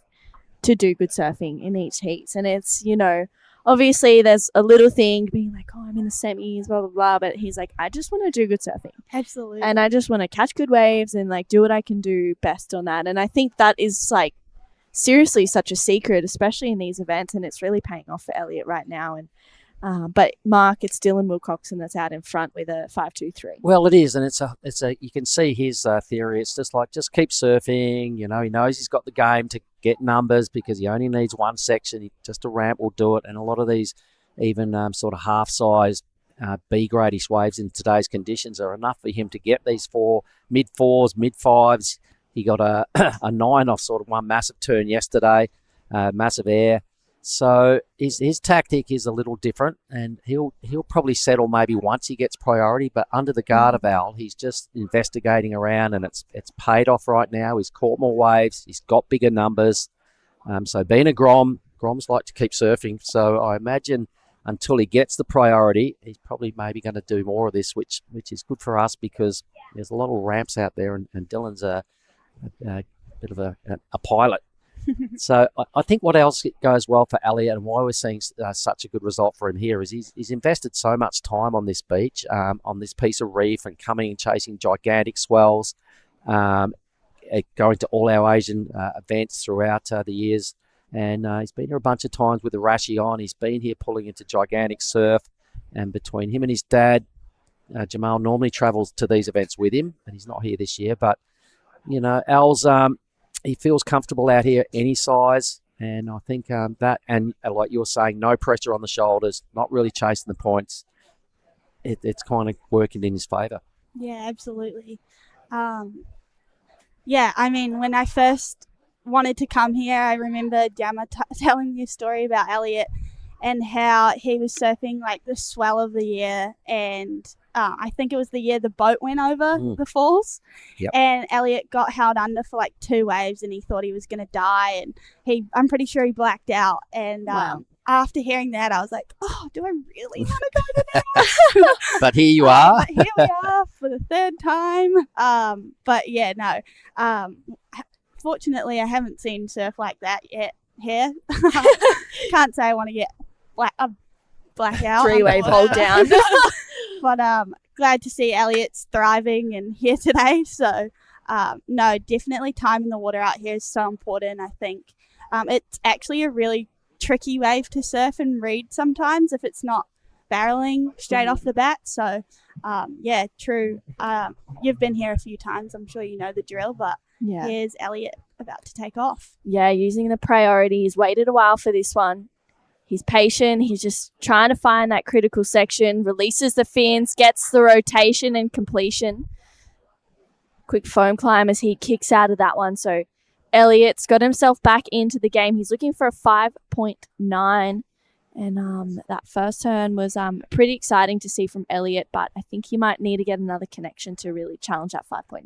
That'll feel good for him because he's tried a few of them and he's now made one and he's still got 15 a bit minutes. So wherever this number goes, I think it just goes well for Elliot between the ears that he did that. He's got, a big game of tricks. He's probably not going to get barreled out here today, but you've just got to, get it done. And I think I'm glad he went for it and made it. Yeah, building the house, I think, is a super important tactic today. Just keeping that momentum like we've been saying. And, I think being up against a kid like Dylan, he's got so much fire and kind of sass about him, I feel, that you really need to match that energy. And, Elliot's just trying as best as he can to, build that house and get some momentum back after that lull and wait in the swell. So, looks like there might be a wave coming here for Dylan again. So the Grom now with priority, everybody. Let's stay with this live action because Dylan Wilcoxon is on wave number 5. He's prepared to boost at every opportunity.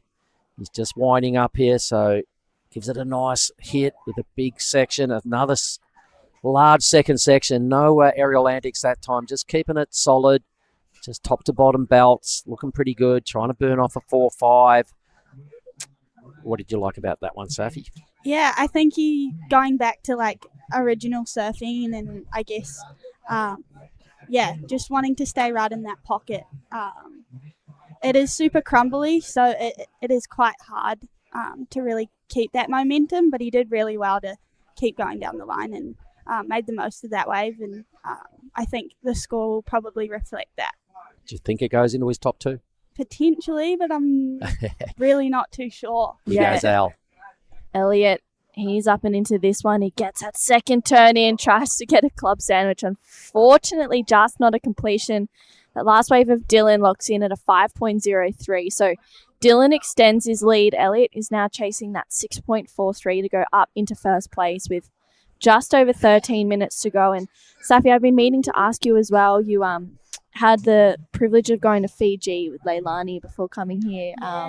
Talk us through that because that looks like a pretty incredible experience. Yeah, ISA reached out to me to see if I wanted to do a youth development camp with underprivileged kids from Oceania. They've done this like previously with Africa, I think Asia, and maybe Europe as well, potentially. And I could not say no. It was such a cool opportunity and I would go no matter what. And it was here goes Elliot. Yeah, so this is where he throws it down. I've seen him make one of these before out here in a free surf a long time ago, so I know he can do it. He just needed, maybe a little bit more bowl on that wave, but Al is digging deep here. He's trying to match the Grom with, the innovative side of surfing. And he's still got 12 minutes to get out there and do it. A 6.43 needed. So our first finalist will be established after these next 12 minutes in the men's side of the draw. And Safi, having a little chat about your program and where you're at. Do you have a coach at home as well? I dabble in a few different coaches. Back home in New Zealand, I've worked with Matt Scorange since I was a grommet, and then more recently I'd been working with a guy called Flo Bub, he originally was a skier, professional skier, and he's really tapped into that high performance kind of side of things mentally and also physically. So I'd been working with him up until the Olympics as well. And then on the Gold Coast, I'd been working with Mick Caney, and that was a really cool opportunity to work with him as he's worked with the likes of Solly Bailey, Mace Callan, and here goes Dylan, true? Yeah, Dylan up on another wave, looking to better a 5:03. That was that was a really strong first turn, but unfortunately coming unstuck for Dylan. That was really unlucky. It looks like he was on his way to another good number, just slowly bettering or slowly increasing his scoreline right now. A 5.23 and a 5:03. Elliot now holds priority, chasing that 6.43. He's having a look at this one, scratching into it. It's a good-looking wave, but he is like, you know what? I'm not seeing too much. He gets in and out. Yeah, so just investigating, but the back end of that same wave, here is Dylan again, so he likes what he sees. He's only trying to burn off that 5:03, got a couple of moves in. We might have to rely on the Bonsai replay to catch the whole wave, but really, even though Dylan fell, it was no foul because there was nothing there for Elliot just at the moment. I thought if Elliot had got a good one, was that the turning point in his semi-final, but it didn't quite pan out that way. So, Safi, not many people ever get to go to the Olympic Games, all right? So let's talk about that for a moment. Going to Chopu, probably the scariest wave on the planet. Was it that scary? Was it as scary as everyone's as it looks? Absolutely. I'm not by no means a big wave charger whatsoever, but I said before I even went to Tahiti that I'll give it a red hot crack, and really tried to put the time in over there. I tore my MCL on my first trip there, so that humbled me a lot, but returned and definitely gave it a red hot crack, but it is a really beast. Yeah, it is a beast. Was there some sleepless nights when you got there and you're at the Olympics? Absolutely. Yeah, sitting Here goes your boy. Maybe take us through this one. EPR about to take off here. Really looking for a score. So he's looking down the line. Critical section. Wow, nice big carving. Well, down carve straight into a nice little snap there. Looking forward to finishing that one off for EPR, and I think he'll build on his score with that wave. Again, building momentum, and hopefully he can get another one up his sleeve and really chase Dylan down here. Yeah, he's chasing a 7.3 now because that last wave of Dylan locked in at a 5.9. So Dylan just extending that lead, but this power surfing of Elliot is looking really, really good. I mean, he's just seems in such a great flow out in this wave right now. And Dylan, he's spied something. Is he going to have a look at this one? He's just lazily paddling into it, and he's like, yep, I want it. He's up and riding, Mark. All right, let's see what he's found this time. It's a fluffy first section, so he just tags it. He hits it squarely again and gets a little more funky with that second hit, just busting the fins a little. Now a little stock standard wrap out with the caddies. It was pretty good on a slightly bigger wave. That second turn the judges would take note of that. So I think once again, Elliot's number is probably going to not be the 7.3 anymore. I think it goes up. Yeah, Elliot's definitely looking for a bigger score now. With just under 8 minutes to go here. I think he's going to have to look for something maybe with a bit more wall and steepness to the sections, and I believe he can do it. But Dylan looks like he's slowly taking off. With this heat at the moment, but Elliot's number just came down with his last score, right? A 5.67. 5.67. Yep. So his best wave easily. Well done. Sure. But it's going to go back the other way again, I think, when Dylan's last wave. Do you think it's the best wave of the semi-final? The last wave of Dylan's? Yeah, I thought it was really good. That second turn was strong. He got 2 critical connections there for Dylan, so he needs to better a 5.23. I think he'll definitely do that. We're currently living in the 5s with all of these, with both Dylan and Elliot. Elliot locking in his best wave of the heat so far, being that 5.64. So let's take another look at this last one of Dylan's. It was a good-looking wave. He's kind of just paces it really well. This first turn was a bit of a foam kind of tap, but it's his second one here, ditches the fins. That was a really, really strong connection. It's a 5.77, so goes into the top 2. It's not his best wave of the heat, but definitely up there. Elliot holds priority. He's now chasing a 6, so that requirement does increase ever so slightly for Elliot. It's still within reach for him right now. I just feel like we haven't really seen him completely unleashed like we did yesterday. And I think we're bound to see it in the next 6.5 minutes. Yeah, I think that with that last score getting dropped, he'll definitely have a bit of fire in his belly to, start arcing up, as we say in New Zealand. So I'm sure he's, really looking forward to this next wave coming through. We've got 6 minutes, so I'm sure there'll be one heading his way. 6 minutes and he needs a 6. 6 and he needs a 6. Sure, bro. So Elliot, he's got priority as well, so things are, highly doable here. I'm sure he'll realise, what it's going to take. He'll probably be very patient, I think, with these last 5.5 minutes because he needs a better wave than he's caught so far. He needs a clean wave, I reckon, and they are out there. You're just sort of hoping to get maybe a second wave of the set. Oh. So this is Dylan's replay. Yeah, this is a 5.9 for Dylan. It's his best wave of the heat. Those 2 turns, I feel like that wave was a little bit bigger. And then this is a 5.77, his last wave, which went into the top 2. It's a really good 2-turn connection, Safi. Yeah, for sure. No, his boards are looking really spicy under his feet. That second turn was unbelievable. Got all 3 fins ditched. So that's a bonus for Dylan. And someone just was riding away by the sounds of things. Or was somebody just rocking around in the athlete area?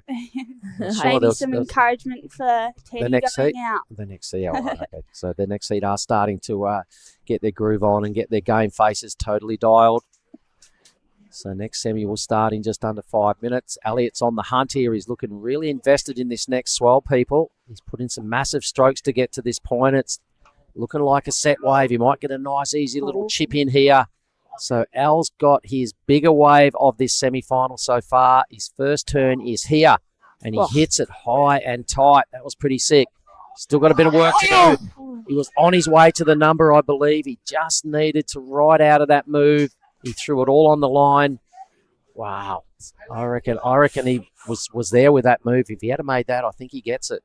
You can see that frustration there right now, Safia. Like, I agree, Mark. If you had made that second turn, that's a 6 every day of the week. That power surfing, you can see it's just, that was so unlucky for Elliot. I just feel like he would have got that for sure. Yep. Yeah, absolutely. I can feel his frustration. I can't wait to see the replay as well because he really went for it and he knew he's got to. He wants to be in the grand final. There's a lot here to surf for. So that's what Dylan just threw down and didn't quite make it.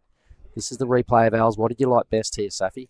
I really liked his commitment to each section. This first section was sick. He kind of, really needed to do it down the line turn to really get going, but for this next section. But, just got hung up there and his board kind of went away from him a little bit there too. Maybe a little bit of nerves and knowing he needed a 6 as the requirement, but I'm sure he'll be doing some deep breathing exercises right now and a bit gutted in himself, but I'm sure trying to find the Zen zone. Absolutely. But there could be a last kind of hurrah here. We don't know, but looking forward to this. We have a look at our scoreboard, Safi. There's been a lot of waves ridden in this semi-final, right? We've had 17 waves surfed. There's still 3 minutes. They're potentially still going to get another one each here. So although we've ramped it up to 35 minutes thinking, it's pretty slow, it's small, there's still enough motion in the oceans to suggest someone's just going to go nuts out here today in these finals. Huge amount of wave counts. Does Elliot get there? Send him your mojo right now, Safi. Giving him a huge amount of wave right now. Here he goes. Under priority, Elliot taking off on a smaller looking wave, but could definitely offer him a couple of sections. Taking to the air. Oh, wow.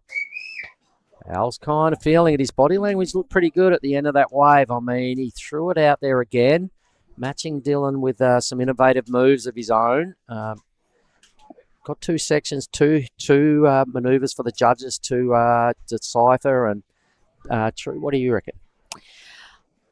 It was a small wave. I mean, that first turn was really strong. He's chasing that 6, gets a variation in there, and he completes it.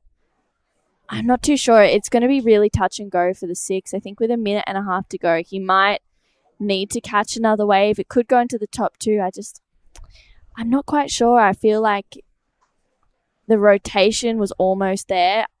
it's going to be really close, honestly. Yeah, so first impressions, I'm reading that you're thinking he's probably not going to get there. I don't think he's going to get there. I think it'll be close, but I don't think it'll be the 6 just yet. But I hope it is, because Elliot is such a powerhouse. He's been an incredible surfer to watch this whole week. Just every single heat he's had, he's just brought so much fire, and he's definitely been the one to beat, in my opinion. But Dylan Wilcoxon has it against the ropes right now.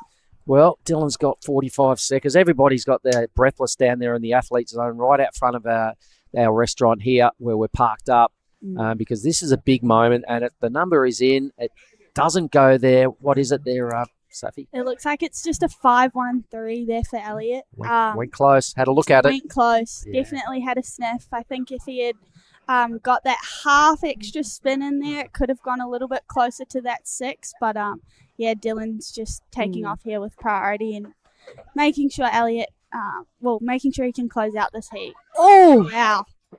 All right. Has he left the door open? 10 seconds. I can't see any more lines. Elliot sits there. He's kind of got that sinking feeling about now, but geez, he went down swinging, and that was a great semi-final. Absolutely. Yeah. That was such an exciting one to watch. And Dylan taking it out there, Safi. Thank you so much for coming in. Thanks for having me. Yeah, good job, Dylan. And good effort, Elliot. Proud of you. I'm going to shake your hand. Here comes the replay of Dylan's last wave. 20-odd waves were caught in that semi-final, everybody. I hope you were entertained.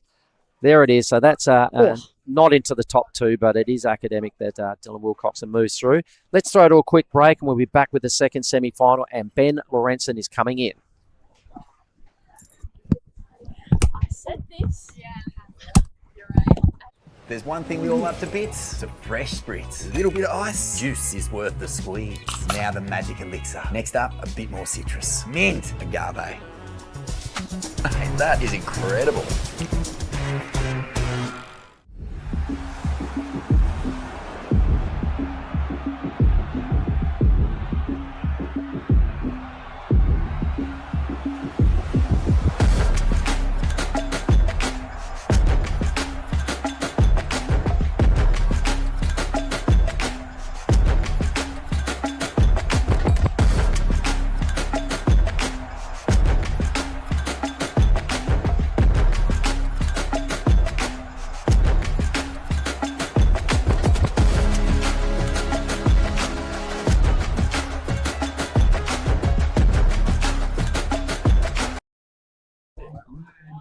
All right, guys, welcome back to the Nias Pro QS 6000. This is finals day for the QS. We have our first finalist, Dylan Wilcoxon, just turned 16 last month, and he is in the final. Super, super exciting stuff. In the water right now, we have in red Teddy Billy, and in the blue Lennox Smith. I'm Jada Legati, and I want to welcome back Daiwako, and a big thank you to Ben Lorenzen for coming in with us. Hello. Good morning. All right, Ben. So, unfortunately you bowed out yesterday, but that is a huge result, quarterfinals. So how are you feeling right now? Yeah, super stoked with the result, but I'm pretty excited to watch finals day. It's gonna be a really good heat, this one, I think. It should be really exciting. We got 2 pretty different surfers out in the water, and looking like there's a bit of an exchange going on there. So Teddy just taking a look at this one. Not sure. Comes in at 157. So we'll see what he did. Just a quick turn there. Goes for reverse, but unfortunately falls off. But yeah, okay. So quarterfinals. You told me you didn't sleep much throughout the week. You were pretty nervous. You got that 9. So tell us about that wave. Yeah, I was so nervous. Pretty much the whole lead up to the comp, and we had a few lay days, and I don't know, the anticipation just made me even more nervous. So yeah, and then never made it past round of 32 in this higher seeding of a comp, and getting to the quarters, I was so scared. What do you think was the main difference? What did you switch in this event, or what did you do that was different? I'm not really too sure. I was only surfing less for the past 2 months, so probably had like the worst preparation, so I didn't really have like an expectation. And I don't know. I got all my goals like written down and stuff, and one of them was to make a final stage. So so glad I did. That's amazing. So I think we're gonna be seeing your best wave at 993 coming up. I'm sure you've seen it quite a few times before, but it was incredible. I think the best wave of the event. So here we have it. Talk us through your wave.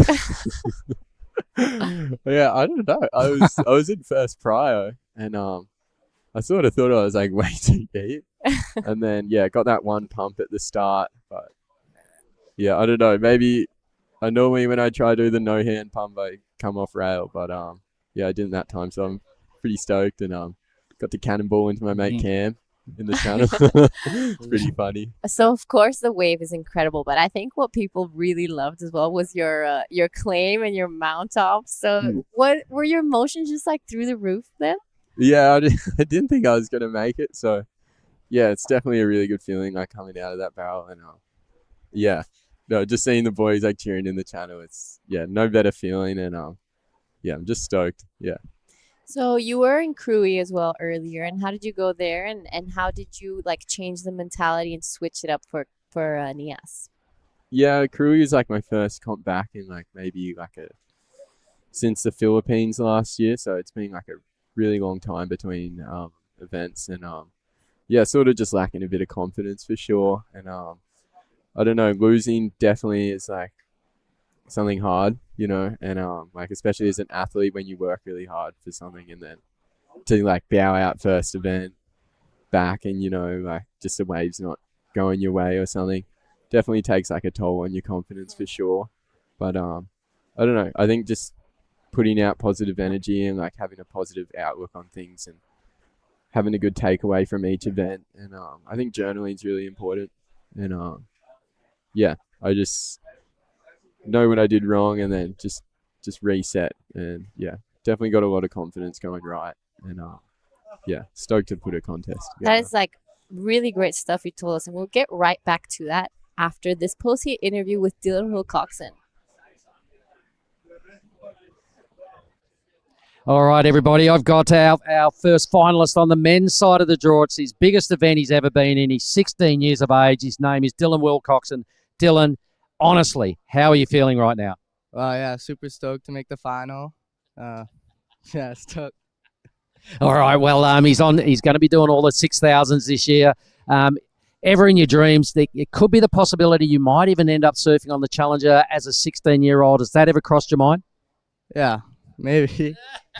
He's a super shy guy, everybody, but let's talk about the gang you're rolling with. How many people are in the Team Mentawai gang here? There's my mom, my dad, my two sisters, my brother, Torek, and Ifran. All of us are here, yeah. All right, well, your boards are going a treat for you as well, mate. You creased maybe your favourite one yesterday, but they're still that good. Tell us, what are you on? Yeah, I'm on my round tail, driver 3.0. I would have been riding my swallowtail yesterday, but I creased it on the alley-oop, but still works good. Yeah, stoked. All right, well, what are you going to do right now before the grand final? I don't know, go home, reset a little bit, and then come back and then do the final. All right, well, I'm going to give you a chocolate bar and I'm going to let you go because you've got a bit to think about between now and then. Super shy guy, but Dylan, we love your work and I seriously wish you all the best for the grand final. Well done, young man. Cheers, everybody. Wow. You must be so stoked. Yeah, I'm so fired up. I mean, I spent quite a lot of time with Dylan in the Kandui Resort when I was there surf guiding. I think the longest time I spent there were like 2 months. And seeing Dill go from, this was already like 2 or 3 years ago, go from, you know, the Grom just surfing 4 bobs every day and Kandui to, you know, making it to this final here is, I think it's really emotional for me. I think it's a big moment, not only for all of Indonesia and the guys from Mentawai, but for him. Like it's big. He's really been trying to improve his heat surfing and his surfing, like his professional surfing dream is big. So and it's not easy, especially coming from a place like Mentawai where the waves are so good all the time. And I always used to tell him, like, you need to start groveling, you need to start surfing bad waves because it's not always like that. But you know, Nias is such a great wave, so it really suits his surfing right now. I'm Definitely. excited. And then in this heat, you have Teddy in this heat, and we probably surfing together back in Bali a lot of times. And here's Teddy up and riding. Nice smaller waves, nice first cups to start with, but comes unstuck. Fortunate for him. Yeah, so just so Ben knows a little bit, me and Teddy grew up in Bali together. He's quite a bit younger than me. I think he's actually 17, so still really young as well, just a little bit older than Dylan, but surfs being in all the time. So he's also another guy who's used to the perfect waves, and we're a bit of a picky bunch, but this is his best result as well in any QS, really, and yesterday was his first time surfing man-on-man heats. So he's pretty fired up, and Kian Martin is out there as his caddy, has been giving him his best advice, and they have a really nice group going there. But back to Ben, we, as you know, lately now more than ever, we'll get back to that as we watch Teddy's wave. Good first turn, floats this section. He's gonna want to start, stringing this heat together, start completing waves and building up that confidence. So this is probably gonna be the best wave for now. But hopefully this wave gives him a little something to work on the inside. Lays it back. So nicely done from Teddy. Definitely nicely done from Teddy. Been struggling to get a couple turns in, but now he managed to put a couple turns in. And yeah, that was great surfing from Teddy. Definitely surfed that wave up, I think. That was a pretty average wave. Got a score on the board. Good start to the heat, I think. But here's a replay. What do you like about it? Yeah, this first turn, nice in the lip, jab. The wave was just super average, but he surfed this wave well, put it together really nicely. Yeah, he's a good competitor. He's a good athlete, and yeah, props to him. He's done amazing this event. Getting to the semis is a huge result, and heard his post-heat interview yesterday, and he says he wants to take the win, and I don't doubt it at all. I hope so, and yeah, by the looks of things, he's starting off really strong. So, have you had a heat with Teddy this event? Yeah, in the round of 16. So tell us a little bit what it was like, because I know his approach can be upfront. Yeah, I don't know. I haven't experienced anything like that before. Yeah, he's definitely all up in everyone's face, which is, it's good. I think that a lot of people can get in someone's head, but yeah, I don't buy into that game. So yeah, no, it's cool. It's cool to see like different ways people approach heats, and yeah, true mongrel. I love it. Yeah, it's good. Well, he is kind of the Grom of the event, so he's trying not to let that take him down. So that's his approach to build his mental strength and make sure he's present in the moment. But yeah, what we were saying before, which I'll try to get back to now to see if there's a set coming, because I think there was something. All right, so lately now more than ever, as surfing becomes even more professional, everyone is finding new and different approaches. We see Griffin Colapinto always doing the breath work, and you're doing journaling now, and I've heard quite a few people do that as well. So how did you start into that, and what inspired you to start journaling? Oh, here we go. Lennox might be on his first wave. Here we go. Coming off the bottom. That was a really aggressive turn. I like that. Bang. Wow. He is not showing any signs of a sore knee right now. That was really impressive. What a wave. That was a great surfing from Lennox. Nice Been waiting for 8 minutes for the first wave, but definitely kept to first priority, and well surfed from Lennox Smith. Yeah, Leno. That was mental. That's a great start to the heat, I think. 3 solid turns out the back, I think. I think the judges will love it. Talk us through, Dai. What do you think? Well, first turn, really lays into it and gets the second turn, throwing the fins out. And, really smooth connection between turns, and I love the first turn and second turn. So definitely it's going to be a healthy number for Lennox Smith to start this heat, and definitely back in the game now. 7.00 straight away. Yeah, that's a big score. one of the biggest heat score this morning, probably. 7.00 is a super healthy number for Lennox. Yeah, we can hear people cheering outside. So that's a good score today for Lennox Smith. A beautiful way to start his heat. You're right, showing no signs of his knee really bothering him. So it's gonna be a great matchup. 20 minutes left. This is a great start. Always posting a big score on your first wave is big confidence boost, and that's definitely a keeper score. So looking good, Leno. So like, have you been journaling really long time? Yeah, like a few years now. Oh, wow. What are the takeaways from the journaling? I just think it's a good thing to like look back on, so if I have a good event or like a breakthrough, I know how I was like feeling then or what I was doing. And you just remind yourself of those little key things you take away from each event. And yeah, it's good. It's good to look back on and sort of just know like what made you do good and what was your lead up and how you felt. And it's definitely like, for me, I've definitely seen improvement just from journaling. Wow. And yeah, I think it's super important for athletes for sure. How did you start? What inspired you? My mum was probably my mum. She always said to just take notes of everything and sort of just write everything down. And yeah, so shout out to mum. So leading up to these events, we'll just watch this replay again of the 7.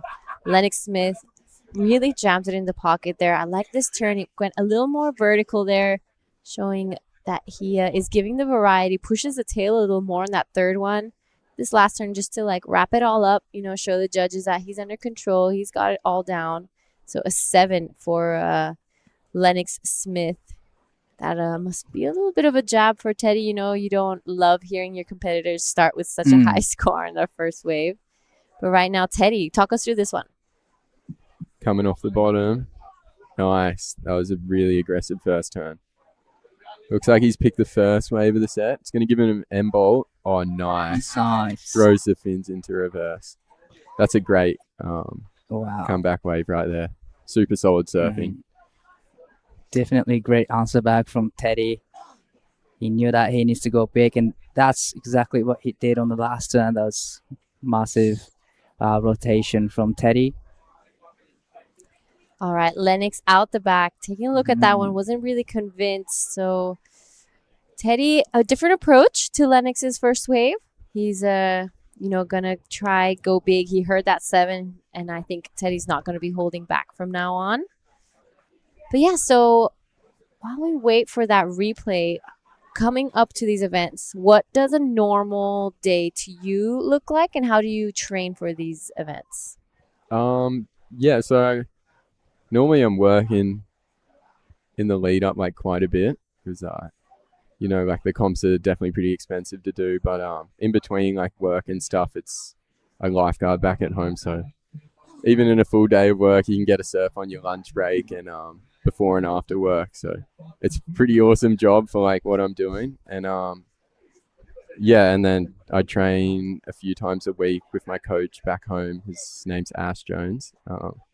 And yeah, he puts me on a program and oh, here we go, Lennox. Bang. Cool. 2 big turns. Nice. That was really solid surfing. Wow. He was liking it. Gave himself a bit of a clap, like, yeah.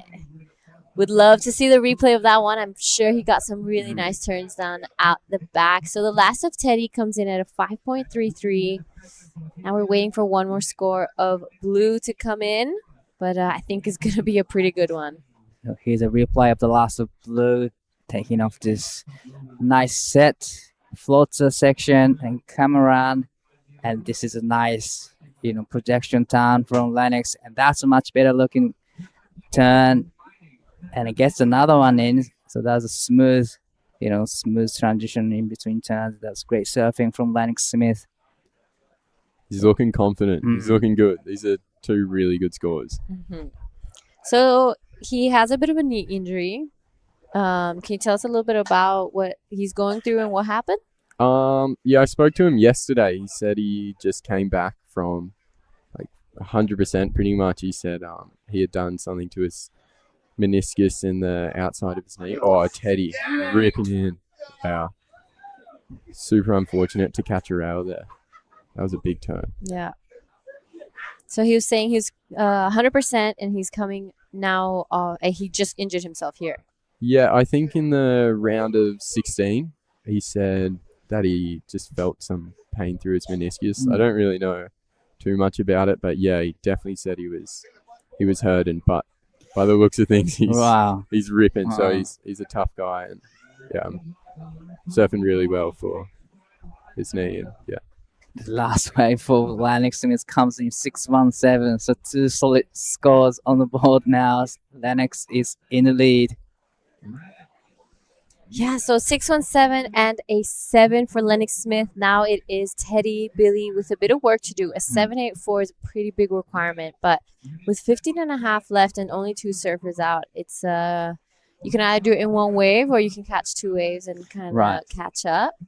Yeah, he was kind of on the way to the good score on the last wave, Teddy. Unfortunately, he catches a rail and goes down, but definitely he knows that he needs to go big, and he has a skill to do it. So cannot wait to see he's on the next one. he was on his way on that last wave. First turn was massive. That's what he needs to do, and I think he knows that. Here we go, Lennox. Coming off the bottom. This is a good looking wave. Just a bit late to the section there. All right, Teddy taking a look at the second one. Here he's out the back. 784 is his requirement. So Teddy takes off. Let's see what this wave gives him to work with. Bit of whitewash on the face of it, so maybe not the best wave. Whoa, that was really close. Oh. So that was a pretty tight. So yeah, that wave had a bit of whitewash on it. Not too much of a great wave selection. Had that bit of a weird chop hop over Lennox. So we'll see if that comes in as an interference or not. But yeah, just different approaches to this heat right now. We're seeing Lennox caught less waves, but really great quality. Teddy just keeping busy, trying to build his house and build his score. What do you think, Dai? Well, probably this is not a wave for him to get, but that was a little bit of, almost run over Lennox Smith, but at the back, the big sets coming through to the lineup now. I don't think they can make it on time. What's your thoughts on that, Giada? What are you thinking? That last one, the chop hop over. I'm actually not sure. I mean, it's a bit of a strange one. I've never actually seen that happen in a heat before, so we'll kind of check it out. There's so much space in the lineup, but right now Teddy on the inside takes for the air, goes big, but unfortunately just isn't able to ride out of that one. But yeah, I've never seen that in a heat before. I honestly don't think that will be considered interference. Yeah, as there's a huge space actually on the wave. So yeah, you're right. I don't think it's gonna be interference, but a little bit of a strange moment. I think it all just depends on how you look at it. Like it could be both sides. Right. Like Definitely. There's a large space you could surf around him, but then also Lennox also has a large amount of space you could surf on the inside. So it's kind of like those weird moments when you're free surfing as well, that people are like, "Oh, get out of the way," but then it's like, you don't know really what's happening. But we were talking earlier, Ben, that you were on a recent trip to Fiji, was it? Yeah. And I saw you drop some crazy clips at that left. So tell us about that. Yeah, I spent like 7 weeks in Fiji on the mainland, and one of my mates over there, Kurt, if you're watching, hope you're doing well, mate. Oh, that was nice. Little comeback wave there. Yeah, spent like 7 weeks on the mainland with one of my good friends, and pretty much surf Cloudbreak every day. And, it was such an awesome opportunity, and to have a friend over there, it's unreal, you know. And yeah, hopefully get to go back in August and see him again, and depending on what the contests are doing and stuff. But yeah, it was, just to get to experience some bit bigger waves. We don't really get that on the coast. So yeah, it was really, really fun. So sick trip. Okay, so the last of Teddy, pretty nice wave there. Bit of a reverse at the end. I think he's just trying to surf his way back into maybe a bit of a confidence booster. He had a bit of fumble on his best wave, so hopefully he has enough time to get back out there. But it is Lennox Smith looking pretty comfortable with a 7 and a 617. Here's a set approaching. Let's see if he goes. Leno's looking to drop this 6. Ooh. No takers. And All right. Teddy just swapped his surfboard, actually. Changed his equipment. So I wonder what that gonna do next 10 minutes. All right. So Ben, what's the rest of the year looking like for you? What are your plans? What are your goals, and what do you expect out of yourself? Yeah, well, I really want to post another good result in a 6,000. It's definitely one of my goals, and yeah, I want to qualify for the Challenger Series this year. It's definitely been a goal of mine for a few years now, and yeah, I haven't had a crack like a full run on the QS without getting injured ever. So yeah, that's my goal, is get a full year on the QS and compete in a few more 6,000s, and yeah, goal is to make the Challenger Series. So what are the contests that you're going to be doing this year? I'm heading to Korea next, and then here we go, Teddy. Important wave for Teddy. Went for it in the first section. Unfortunately, comes unstuck, but at the back, Lennox is up and riding, trying to get rid of the 617. But the first section, he hit it so hard, and second turn as well. Get the third turn in. So that's a great combination from Lennox.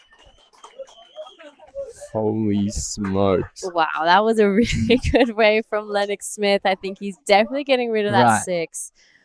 Wow, what a wave. Lennox not looking like he's injured at all. He ripped that through 3 big turns, a lot of spray out the back. Well done, Lennox Smith. Wow, that was a crazy wave. Like, to put together a wave like that with the amount of chop on the face is so impressive. And yeah, timing, especially on a wave like this, is really hard, especially when it's onshore. So I'm really impressed. That's a massive score. Wow. 8-5. There we go. 8-5. That is some great stuff from Lennox Smith. You know, he just went to his strength, went to turns. What do you like about this one, Dai? Talk us through.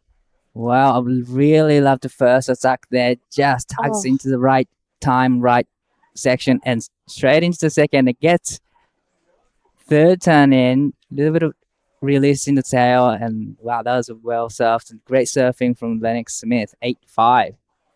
It's a massive score. So now he's in the lead with 8-5 and 7. Teddy's in a combo situation now. Wow. Okay. So something I've said quite a few times in the past, Ben, is that I think what makes a great competitor and a finalist is someone who can adjust to the conditions really quickly. Right. So we've had, in the beginning, really fun, perfect rippable waves. Then, it got really big and barreling. And now it's a little more grindy. There's that onshore wind, and it's a little smaller. So what do you think do you think that's like a vital part of being a competitor? 100%. I think like the surfers left in the draw have just adapted so well to the conditions, and a really all-rounded surfers. Oh, here we go. Comeback wave. Come on, Teddy. Let's see it. Needs to go big here. Boom. That was nice. Oh. Almost fell off on that one. So managed to stick through the second one again. Great surfing. So Lennox Smith, Teddy Billy coming back. He's fighting back. He's not letting himself get intimidated by those scores. And he's feeling much better now, I think, under that surfboard. He had a board swap, Right. so maybe, like we were saying, adapting to the conditions, changing his equipment, and, giving himself the best opportunity. Definitely, it was a great surfing from Teddy. There's a moment that he almost falls off, but still, well, this is a replay of loss of breath. He knows that he needs to go big, and he did. Nice first turn, and gets a little bit, almost falls off, but sticks to the landing and gets another tail bro. So that was great surfing from Teddy. It's gonna be a good number. I think this should get him out of combo. I'd love to see the front on of it and see how it looked from the judge's angle. But yeah, that was a really well put together wave. I think if he didn't get stuck on that second turn, then it would have been a massive score. But really well done. It's easier said than done. So throughout this event, because quarterfinals is huge, you recently lost. What adaptations have you made throughout the week? Yeah, definitely like trying out boards in different conditions and like expecting the onshore heats and like in my round of 16 it was like pumping the heat before it was offshore winds and then I paddled out there and it went onshore and there was no more barrels. So you just got to adjust in the heat and pick those waves that are going to allow you for that scoring opportunity on the turns, especially if it is onshore. And I think having lower expectations is a really big thing. Like the waves are firing, but you might have a slow heat, especially on the good days. It was like one heat on, one heat off, and I was lucky enough to get a few heats on, which was awesome. But a lot of the competitors didn't, and it's just adjusting to that and like making adaptations in your heat to just get going instead of just sitting and waiting. And yeah, these guys are amazing at that. Like especially Teddy, like he smashed it through the earlier rounds. Like he's been gripping, he's been on, and yeah. So is Lennox. Lennox is surfing so good, it's insane. Here we go, another wave. Needs to go big here. It's a bit of a small wave. So iron off this section. Wow, throws it. I think Teddy just needs to pick a bit better wave here. I think just getting a little caught up on those smaller ones. Needs a 7.91, and he's so capable of that. Last wave was a 7.6, so one more set wave, and it's going to be a really close end to this heat if another set comes, for sure. Yeah, but unfortunately, I think Lennox has had a lot of competitions in the past, and he has a lot of experience, so I don't think he's going to make life easy for Teddy right now. Yeah, Lennox is a super smart competitor. He knows how to close out a heat and what waves are going to give him scores out there. And yeah, he's a hard person to beat. He is an amazing athlete. So. Maybe we'll see a bit of reverse psychology, and Lennox is going to start sitting on Teddy. yeah. This is going to be cool. I can't wait to see how the last 3 minutes of this heat goes. It's only 3 minutes and 15 seconds to go, but what a comeback from Teddy. The previous wave comes in 7.5. All right, here are some other replays. I think this is probably the 7 from Lennox Smith. Big, beautiful turns out the back, but it was really the next one, that 8.5, that caught everyone's attention. He got injured earlier this week, but he's looking in great form. So here we go. What do you think about this one, Dai? Well, everything was on point. The first round just tags into the perfect section, throwing a lot of sprays. It was just beautiful surfing. He did everything he could on that wave, and as well, the wave section was super nice. And this is live action, gets the rotation in. And I'm not too sure what he did at the back, but at the back, Lennox Smith is up and riding. Nice first and second turn, and gets the turn in. Wow. How good is that? The boys are going at it. That is unreal. Oh, there is definitely some mind games happening out there. Everyone is fired up right now. So 2 scores to come through. This has been a pretty entertaining heat. Wow. And look at the difference. Teddy, 12 waves ridden. Lennox, on Right. the other hand, just 4. So 2 different approaches happening here. And it's going to be a pretty crazy last 90 seconds here. Teddy absolutely greased the landing. I saw it just through our little view here, and it looks like he did a really nice air. So I wonder what the scores are going to come in. I think Lennox might better on the 7 here. I'd love to see that front on. Be sick. Yeah, so we'll wait for the replays. The last of Teddy, a 4.70, so he doesn't improve his scoreline. This is a replay of that last one of Teddy. So we'll see if he did anything out the back. A nice first turn here, and he sets it up for this second one. Really beautiful landing. Unfortunately here, kind of stumbles and doesn't really ride out of it, but behind Lennox Smith. Good wave. Wow. Love that second turn. Really extends the tail out and hacks into this third one. Bit of a spray in the face. Wow, that was a big first. Coming around this bit. 40 seconds to go. So needing now 7.91. But I'm not sure it's gonna be enough. Enough requirement for Teddy. But out the back, Lennox Smith is up again on this set. Yeah. Wow. This is a heated matchup. What a heat. Wow. All right, so counting this one down, this was pretty wild. That was a lot of tension throughout the heat. Lennox Smith, that last one comes in 7.53, so he does improve his score.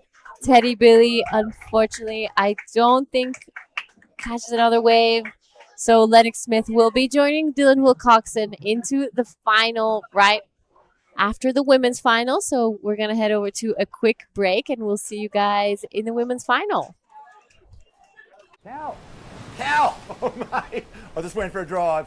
Surf is cooking, bruh! Wind's gone off his, swell's starting to pulse. You all fueled up? It's you and me, man. We're going to get cone today. Yeah, let's go.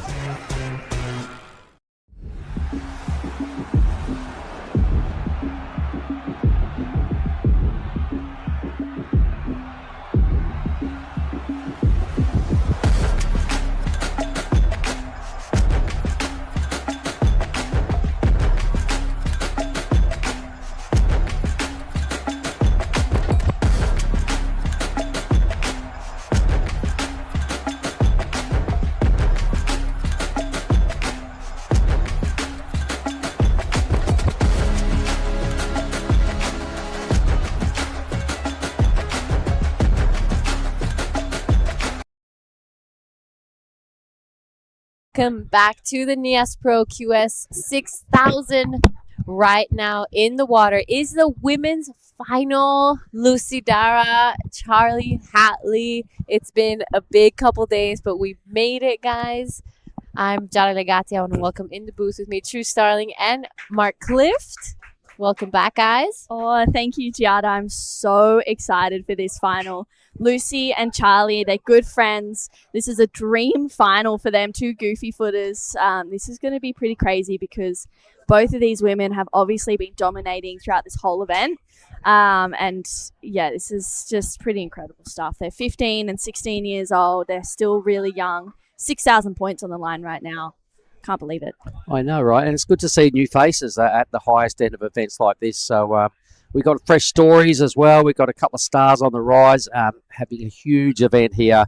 6,000 points on the second part of the Asian Tour this year. It's just a dynamic moment for these two. So I asked Mrs. Haitley, I said, listen, how nervous are you right now? She said, not really, because this is like, they're just best friends and this is really cool. And she goes, I'm just happy for them both. So I went, good on you. So kind of the pressure valve is off for the crew in the corners, but I'm sure these ladies, there's a lot of unfinished business and some big moments to get through here.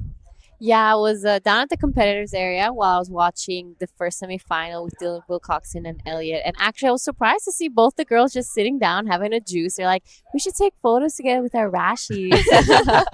So it was really cute to see them hanging out there, and just shows that, you're going against your friends, but at the end of the day, they both want the win. So it's going to be a great matchup here.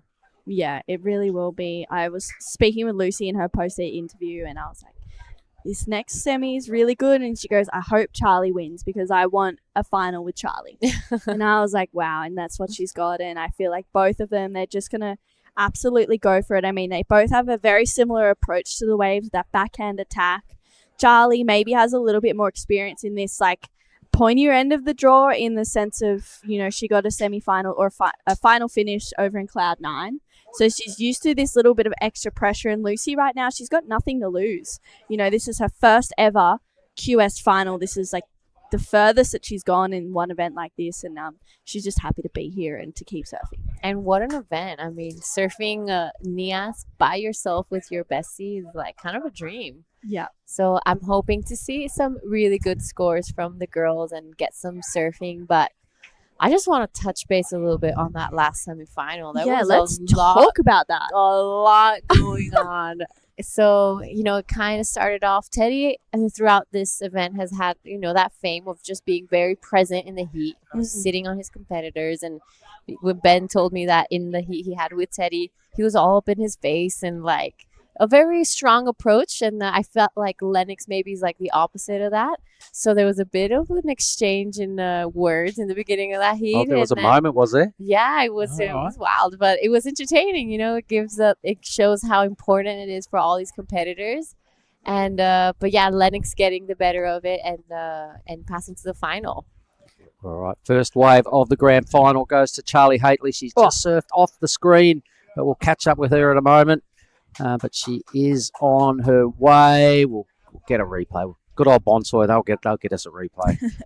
Yeah, I was going to say, you know, Lennox is super mellow until you push his buttons. And then he's ready to fire up. He's ready to go. And at the end of that heat, it was, it looks like there was a bit of a back and forth, kind of heckling each other a bit. And it seems like Teddy pushed Lennox's buttons a little bit there. And he definitely was like, you know, I'm here for it. I'm surfing and I'm into the final.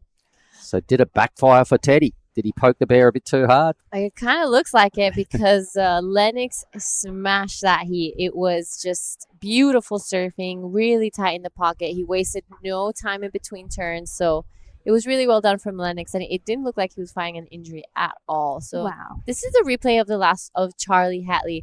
Big first blast there. She sets it up again. Oh, I love that second turn. And this is what got Charlie into this final, a 6.33 to start things off. Yeah, that was really strong surfing from Charlie. Something we're so used to seeing as well. She's just so consistent. She's really just reliable on her backhand and also her forehand. But she's like, she knows that her backhand snaps are her strength out here, and that's what she's going to. She's like, I know that this is what I need to do, and I'm just going to rely on it. She's working really hard. She's a part of the Surfing Oz group, training with Pete. Reese back at home, and I know also Lucy trains with Pete as well. So big congratulations to Pete, because you know both Charlie and Lucy are just putting into practice the work they've been doing at home. Well, the training's paid off. Whatever program they're on, it's a good one. It's working perfectly here at this event. I reckon also watching that last heat, ladies, I think the surf's gotten a little bit better. The tide's almost at about low, getting close to it. There just seems to be more bowlier sections and a little bit less bump. That's what I've noticed out of that last heat anyway. So Charlie found a pretty clean couple of pockets there for a good start. I imagine she's pretty confident. Yeah, as you were saying, the backhand is a weapon. I saw her win a QS in WA in October last year, a 1,000 down at Injured Up Car Park on a backhand.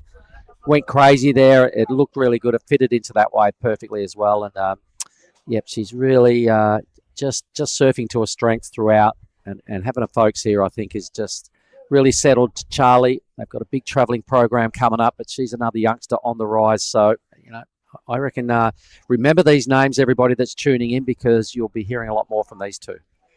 So actually having a quick chat with Charlie after her semis, that she actually hasn't qualified for the Challenger, but she has gotten an alternate spot. So she was supposed to be flying out to South Africa today. She was like, I was counting on losing, but she just made the final at the 6,000. Wow. So she's like, yeah, nah, I'm definitely staying. And hopefully after this result, and hopefully she posts up a couple more, she'll be able to qualify herself into a Challenger series for next year.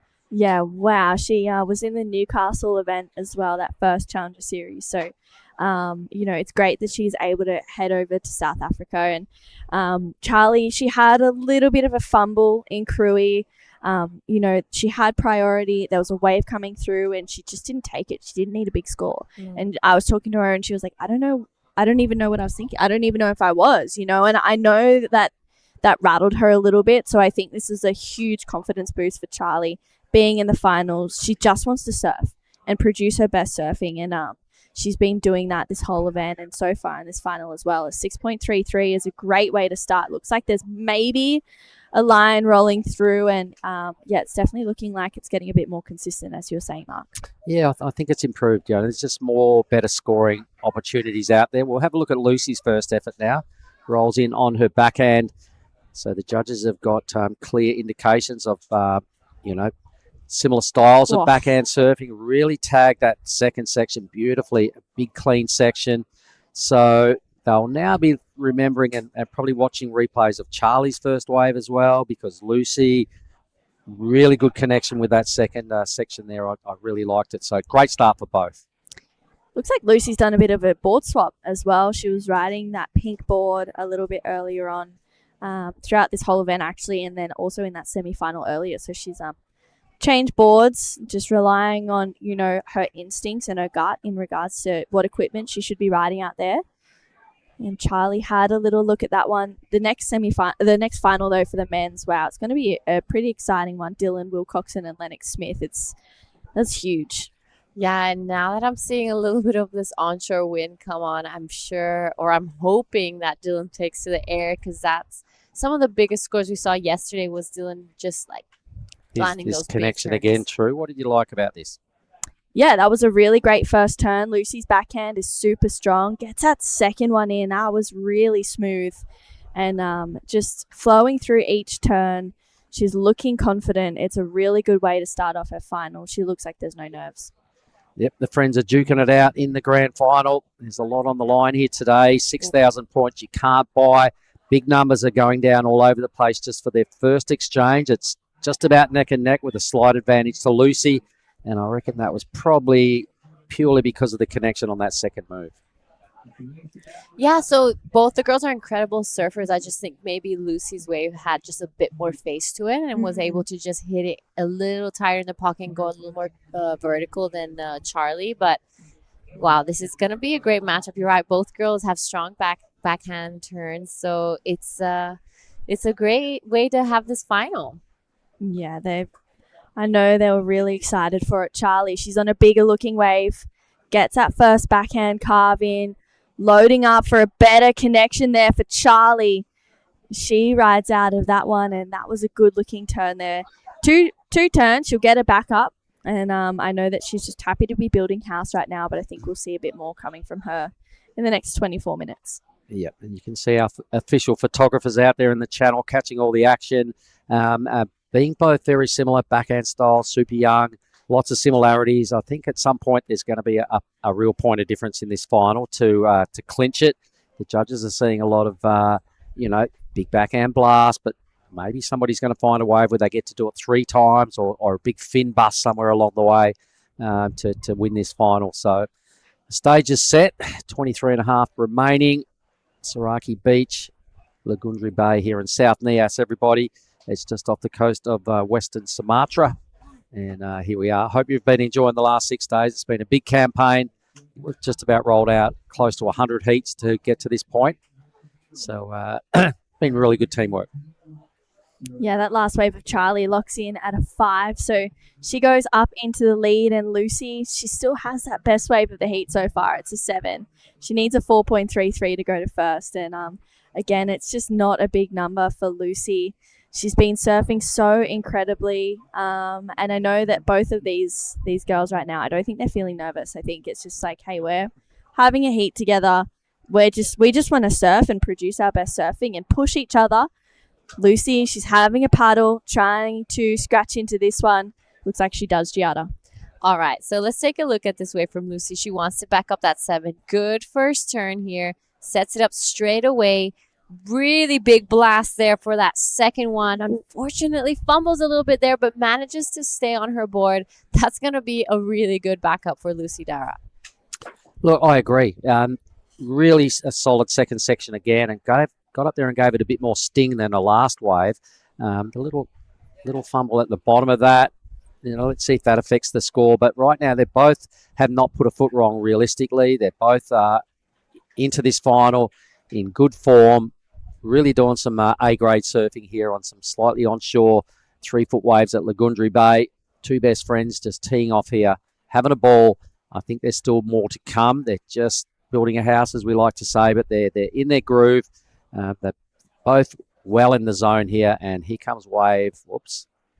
Not yet, but I'm sure we're going to see a Bonsai replay. Scores in, it's very similar, but it is now Lucy Dara with the two best numbers.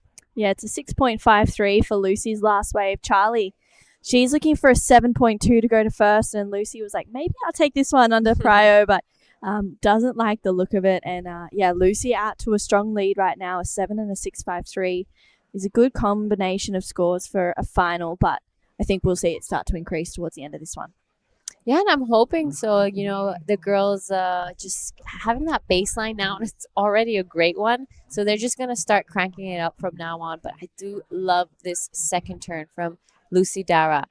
Her bottom turn is so beautiful. Her arms just stretch out wide and just really hits that section in the pocket. So Lucy, 6.53 and a 7, currently looking like she's in a good headspace.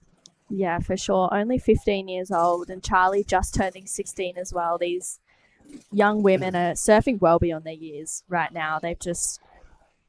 They've been dominating this whole event, knocking out some huge names. Both Lucy and Charlie's heats have been so stacked throughout the whole event, and to meet each other in the final is very special. I'm really excited for this final. I was part of Team New South Wales as one of the coaches for Aussies last year, and Lucy was actually in the team, and she ended up getting second at Australian junior titles in the under 16s, and it was so special to just watch her absolutely go to town. On her back end also, she didn't quite get the win, so I think this is a little bit of redemption right now for her. All right, so you've coached Lucy in the past before, and with conditions like we have today, what would be something you'd say to this is your strength, go for this? I think those big backhand blasts, for sure. I mean, the 7 and the 6.53 already, we've seen that they've been rewarded, and I think for her, I'm like, just get into the pocket, stay in the pocket, turn in the pocket, be in the most critical part of the wave, because you'll get rewarded for it. Big turns, big scores, kind of thing. And honestly, the same thing should be said to Charlie as well. She is also so incredible in the pocket. Her backhand whips are huge, and she is able to get her fins out and that bit of extra rotation as well. It's a really similar approach to both these girls in regards to surfing the waves in this heat. Ooh, replays. Let's have a look at this. So this is the work Charlie's done. This is her better number. So it was the opening wave of the final. This was a 6.33. Smallish wave, but the first turn had a lot of power attached to it through a lot of spray. And this will be her backup number now for the 5. So, all right, so what I'm seeing out of this, a little bit of a difference is that Lucy, and just getting stuck there a little bit might have detracted from the 5, but I think Lucy's finding better second sections on her waves, tagging it nice and clean so far. I still reckon someone's out there and they're going to put together a 3-hit wave, which could end up, being the real decider here in this grand final. So slightly better wave choice right now for the youngster in red, Lucy. Yeah, I agree. Maybe the wave choice is just a little better, giving just more opportunity for her to go a little more vertical in the pocket. So I don't doubt, though, that once Charlie gets the chance to fight back, she definitely has all the surfing to get that 7.20. Yeah, I agree. I think once Charlie gets herself in a position to be on those steeper waves and maybe those bigger ones, because they are still coming through, then we'll see her open up. She got second to a good friend, Sierra Kerr, over at Cloud9 last year. She was traveling with Sierra and Josh as well, and they had their own little competition going on to be like who could get furthest in the event, or whoever got the highest heat total or something like that in their heats would get to choose dinner that night, and it was like an every night kind of thing last year in Cloud 9. It was so cool, and I think it just kind of created their own little competition between the three of them, and it was Sierra who got to choose dinner that final night, and it transferred over through to Taiwan as well. It was really cool to just see them pushing each other. It was great. All right, maybe an opportunity starting to present itself. Charlie's got first dibs on this. She looks like she's going to pull the trigger. She does. So let's watch wave number 3 here for Charlie. Doesn't like what she sees. A little bit of a wave just not living up to what she thought. So little moment there. Plenty of time remaining, 16. She realises that. Out she goes. So good news for Lucy. Grabbing priority and is just trying to improve on a 6.53 as the surfer in red. Charlie's a pretty tenacious competitor. Every time I've seen her in heats, if she's been coming from behind, there's just something happens in her mindset where the penny drops or things change and she just really opens up. And I feel like that little bit of frustration is her just, maybe that's her way of resetting, to just like let it out and just be like, okay, next wave, I'm going to open up. Yeah, there's so many athletes out there. Like, it can go either way.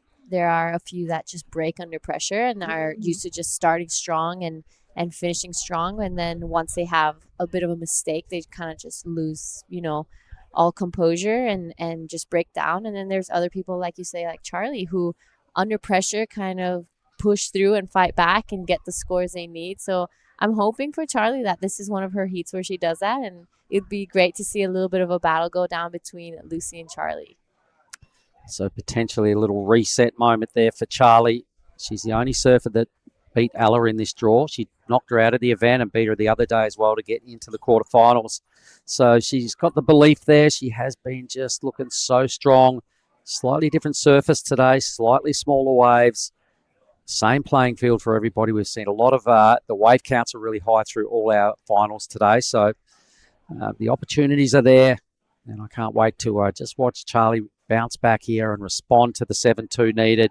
She's got that number in her well and truly, and Lucy is off to a great start. Only ridden 2, and immediately now trying to upgrade that mid-6. Yeah, so you were saying Lucy had that board swap, just showing how much they've had to adapt to conditions this entire week, and we'll see this wave of Charlie. 7.20 is her requirement. Big first blast there. Tries to get around this section. We'll see if she does. So wraps it around a little tighter in the pocket there. We'll see if something happens on the inside. Unfortunately, she'll pull off of that one, but starting to find her rhythm again, trying to surf off what maybe for her is not how she expected things to start off. So plenty of time, 14.5, and it's just now a fight for first place. I reckon that was almost a reset turn there for Charlie. You could see how much oomph she put into that. It was such a good manoeuvre. I reckon she's well and truly back right now after that little fall off before wave choice moment. That was much better. It was a big blast, a lot of spray flying around. Wouldn't surprise me if a good number drops through, but the judges, they're still rewarding. It's only a 1-turn wave, so it's not going to drop into a 2, but it just looked like she really put a little bit extra venom into that move.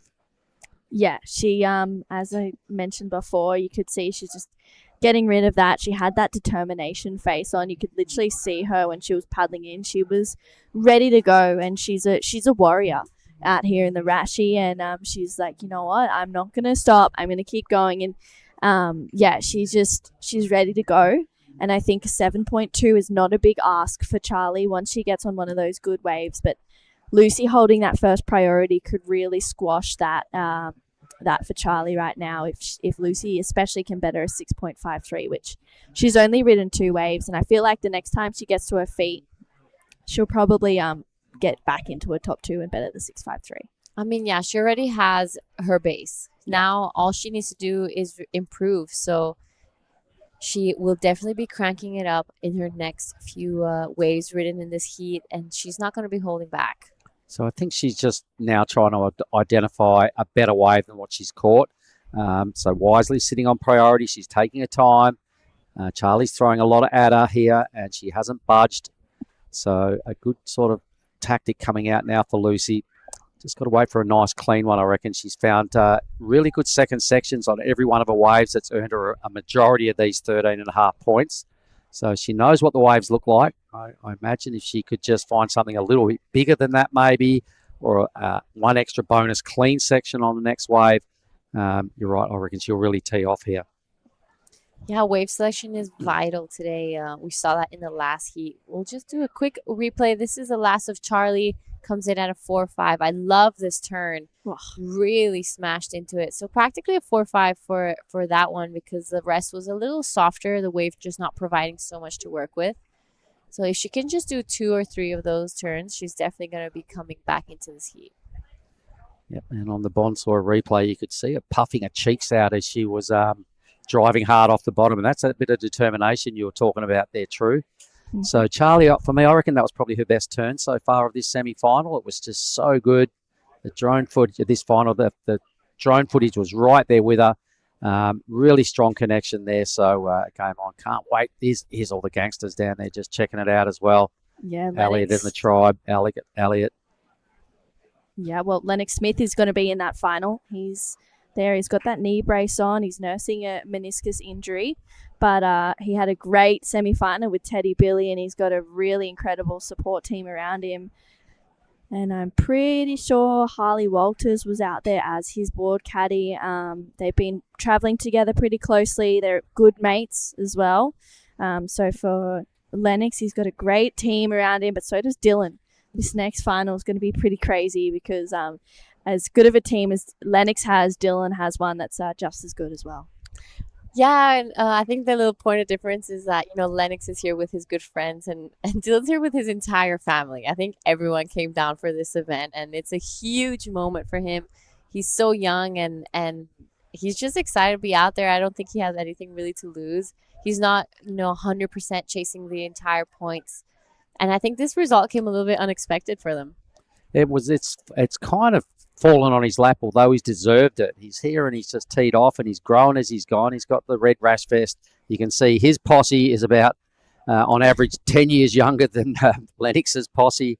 All the young Groms, there's Teo and just all the Mentawai crews. You can see Zoe down there, all just sending their mojo. So he sticks the headphones on. He's a super shy guy. It's hard to get much out of him with the post heats, but definitely was feeling the joy oozing out of him when we had that moment after his semi-final. And fair enough too. A QS 6000 final is huge. He's 16 years old. I mean, that's pretty insane. And on screen there, Lennox, he's getting himself ready, opting for this board. It's looking smooth underfoot. Caleb Tancred's there, Harry O'Brien. And he's just, making sure that he stays glued to his board. And it's been pretty incredible to watch Lennox just really open up in each heat throughout this whole event. So hopefully we can see a great battle between him and Dylan. We saw a pretty talkative one between him and Teddy, but it's the surfing that has to do the talking. So, I mean, it was actually cool to see them kind of go head-to-head, Giada, because they've both been ripping this whole event. And, for Teddy to be in the semis was such an incredible result. Yeah, best result of his life. He said it a few times, and I think he was just so pumped to be there. He got the emotions got the best of him, and I was talking to Ben, like I said earlier, and Teddy's a little bit of an in-your-face competitor. So it was actually good to see that a little bit, to just show how much people really care. Usually people tend to just hide their emotion a little bit more when they're on screen, but that was just like a full Andy Kelly moment. Yeah.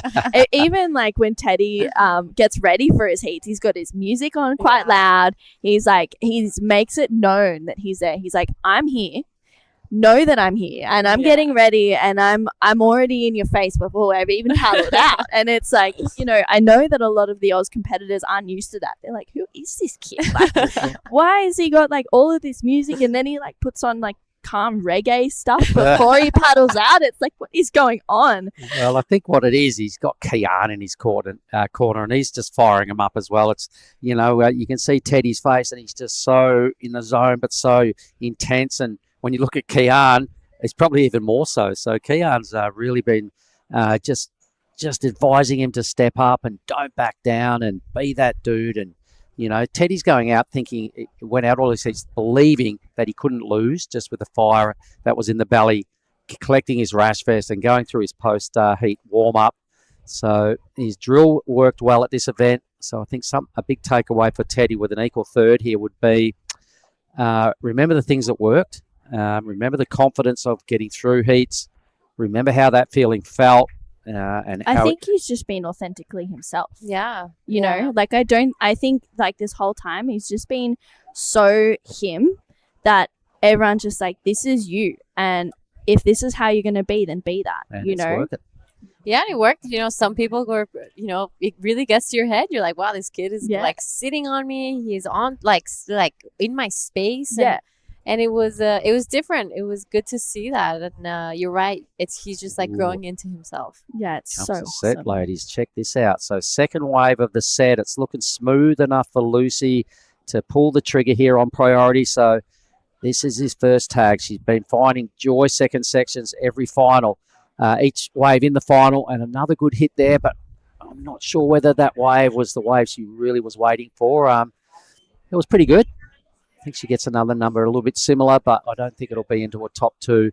Either way, the stage is set for a great final. It leaves Charlie now here with first priority. Yeah, the score to lock in for Lucy. I know Ruby True is out there as her caddy, and Ruby would be giving some words of advice or... for Charlie, Ruby True is her caddy, so she's probably willing a wave to Charlie. Lucy Dara's dad is out there for her, and Charlie is having a look at this one. She needs a 7.2. She's looking for this section, straight up and into it for that first turn. You can hear the cheers. That's for Dylan Wilcoxon, but Charlie goes big once again, throwing so much spray. And you can see, wow, she's just feeling a bit frustrated. She wants that good second connection, and she just hasn't quite found it yet. Yeah, gigantic first turn for me, really up and over the lip, and really was on a way to potentially attracting this 7-2. Maybe the second section just went a little flat. I agree. Looked like she was just a little frustrated at the end of that wave. But if it improves her, it might improve her total. I'm sure the 5 is probably Gonski. She's definitely given it a good belt at every opportunity, just not finding those first her waves as easily as those first 2 that rolled through for Lucy. Yeah, that was a massive G up out downstairs just then, wasn't it, as Dylan, you know, for the last time before he could be the Nias champion, the last time he walks out from here, his camp and all the crew down here. It's just such a good story. Out of the mental wise, tucked away. You couldn't be more tucked away in Indonesia if you tried, and he's come here. He's now in the blazing spotlight, which he's not unused to. And as you were saying about Teddy sort of poking Lennox and being that in-your-face guy, I reckon Dylan will not say a word to Lennox in this next final. So there's Lennox. He's already there. Yeah, he's got 2 caddies out there with him. Looks like Caleb and Harley. They're just being there if he needs it. Last of Lucy locked in at a 6.5. Charlie's last score yet to lock in. Lennox looks like he's just debriefing. He's like, this is what I want to do. This is I'm going to surf or whatever, you know. And I think Lennox he's a talker before heats as well. I'm sure he loves to have a chat. So just getting himself in the zone.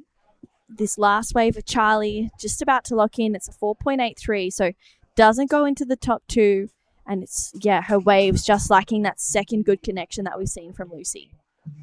Yeah, both the last 2 rides, she's got really great first moves in, but just unable to find a bowly second section. So the situation on the scoreboard remains exactly the same. Both ladies just caught waves that did not lock into their top 2 or make their requirements any easier. So 3.5 minutes, but here goes Dylan now with his sole caddy, one of his boys out of the Mets with him. Yeah, so Dylan's board caddy is Torek, one of his best friends. They spend a lot of time together. They're both from different islands in the Mentawai, so the only way they can actually hang out is like one goes to Kandui for a couple weeks, and the other one goes to I think it's Katiet, if I'm not wrong, for a couple weeks, and they spend so much time together. It's crazy that they never get bored of each other. They're groms, right? So they're just surfing some of the best waves in the world. So, you know, what a gromhood these guys have had. It would be the envy of every grommet around the world to go, you live on Kandui. You get to go visit your mate at HT's and hang out there. Oh, my God, does it get any better? I think this is Dylan's ritual. I've seen him do that quite a few times before his heat. He doesn't jump into the water. He jumps on his board, stands calmly, puts his leash back on. It's funny how each athlete, prepares in a different way for their heat. Everyone has their ritual and things they have to do before they surf. Otherwise, they're like, nah, I can't surf my heat. Otherwise, I'm going to lose. I got to do this and this and this. We see that from the top level athletes in the world to athletes in QS 1000s. Yeah, it's just as important to everyone. And, it's nice to see Dylan finding that so early on in his career at just 16. And everyone, sometimes you catch it, sometimes it's, before they even get to the beach. Yeah. It might just be something different. But right now, Charlie needing a 7.2, gets a good first turn in. A little bit caught behind though. So unfortunately for Charlie, she's just not feeling it there. Chasing a 7.2, I don't think that'll be the score on the body language reflecting that. Yeah, it's a smaller wave and just crumbly sections. So, the first two decisions by Lucy Dara are standing up pretty strong right now with the 7 and the 6.53 happened 20 minutes ago, more than 20 minutes ago at the start of this final. So just finding those better second connections. Charlie just unable to find, as good a waves. It's been about the difference here. They're both very similar. Loving the way it's gone out for these ladies. It was a big week. I think we started with the round of 48 for the women's way back. I can't remember what day they surfed first, but there's been quite a few rounds to get here. And they both served probably 6 times to put themselves into this final.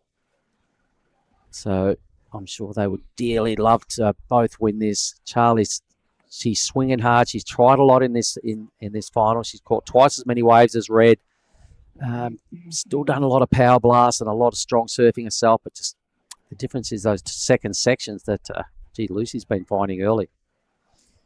Yeah, so last 40 seconds of this heat is Lucy Dara taking a look at this one. She wants to improve that 6.53.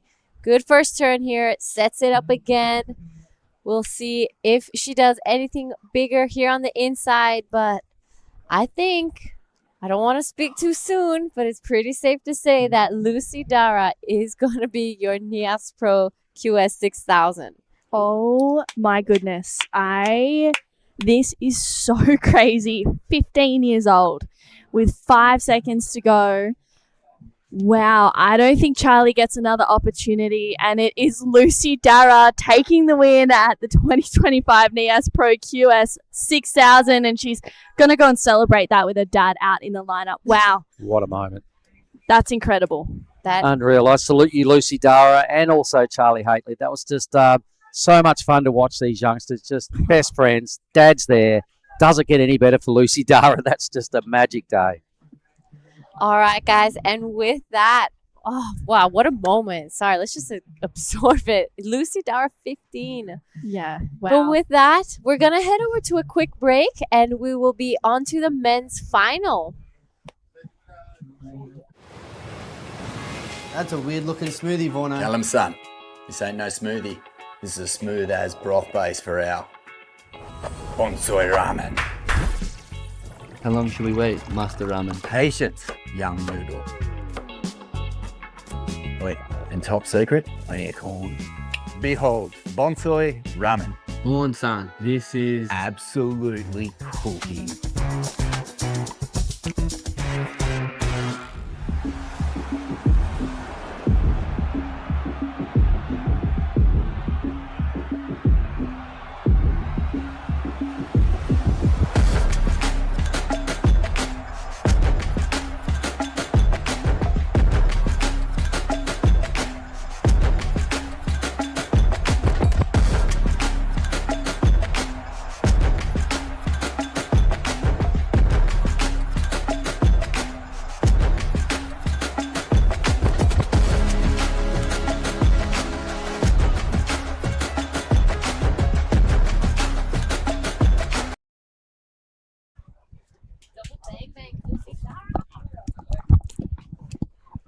Welcome back. We are into the men's final of the 2025 Nias Pro. It is Dylan Wilcoxon out there with Lennox Smith, and what a huge final this one is going to be.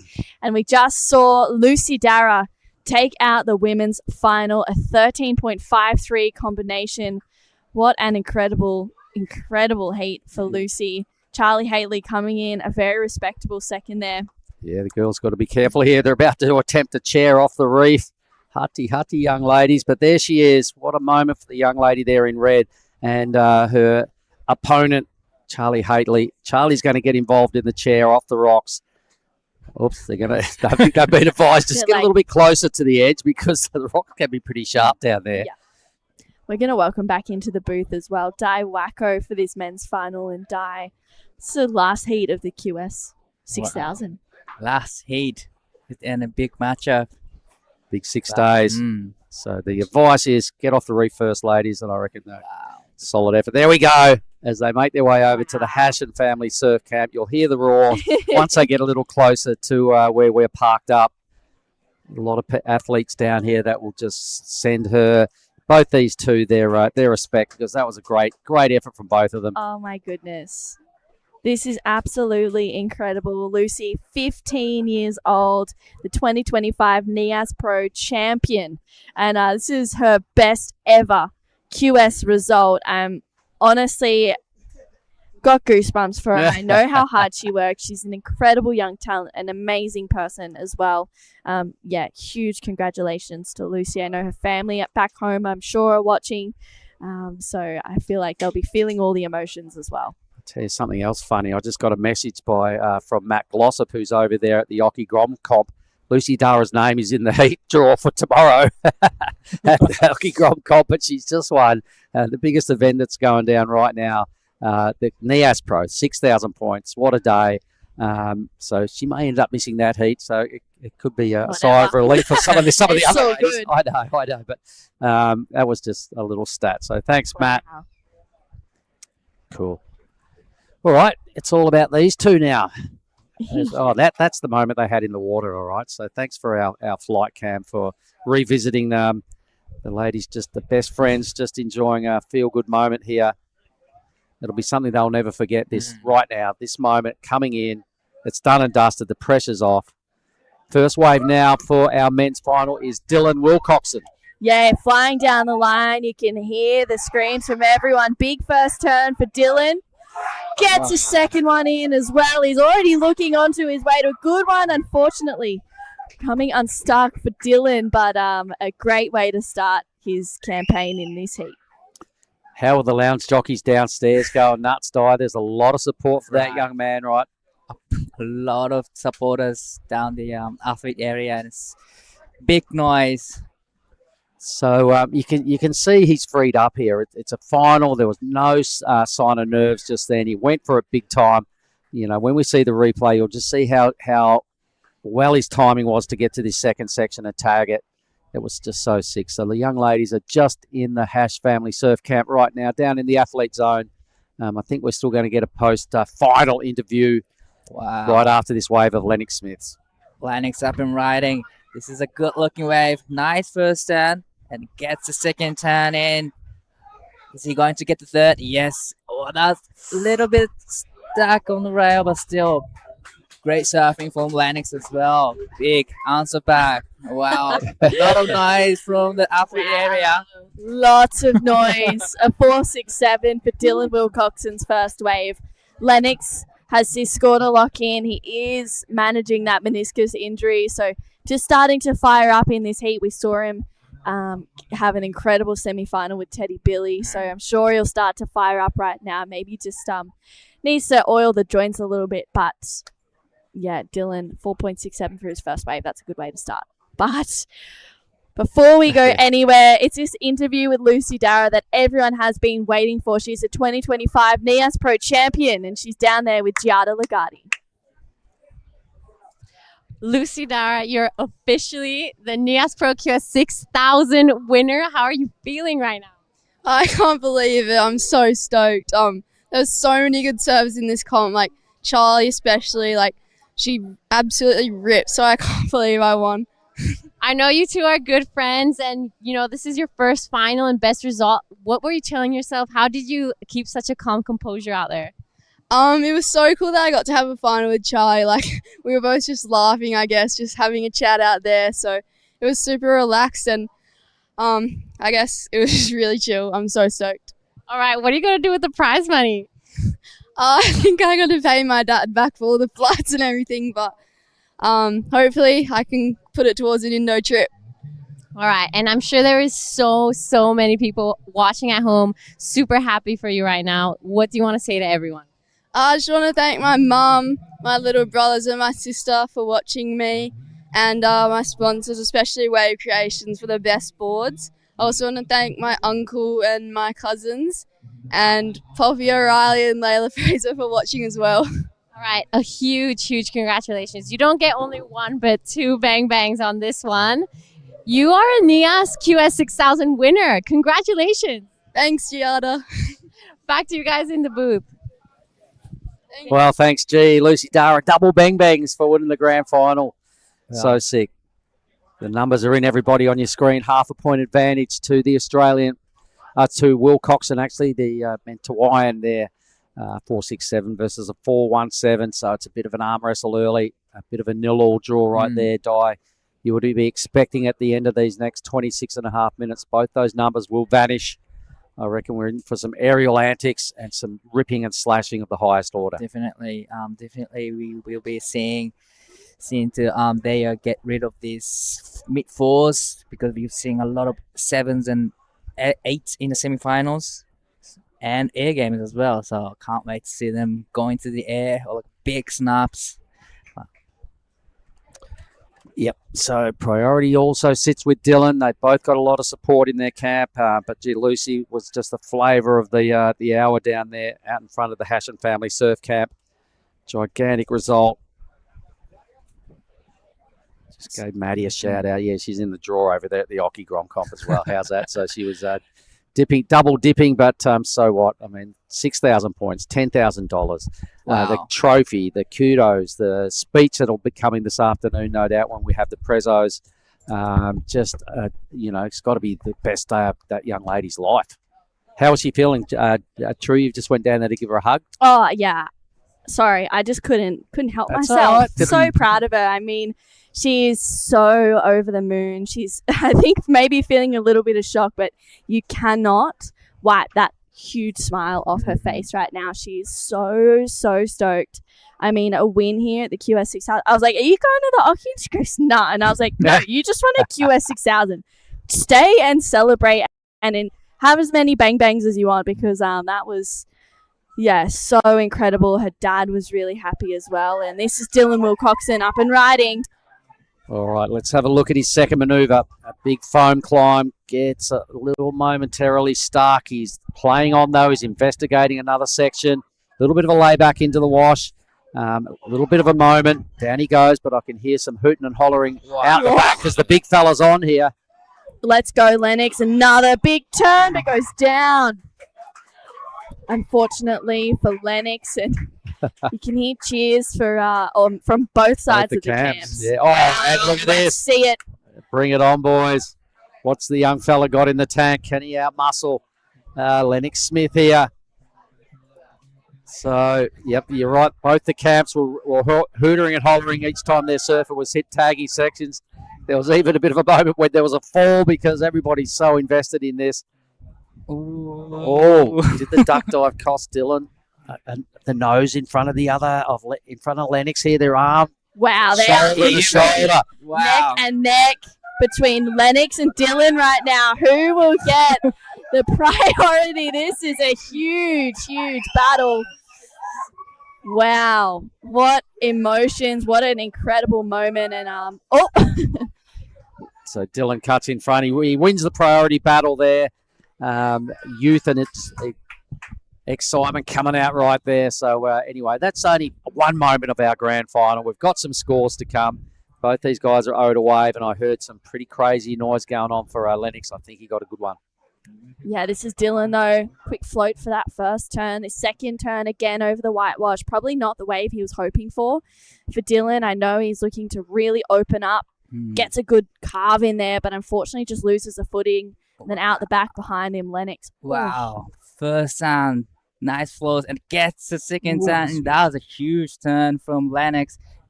And unfortunately, he comes unstuck on the third one, but definitely a lot of damage done at the back. Those two turns were huge. Yep. Certainly. On a big clean wave as well. So now the youngster Dylan, he's on his third effort.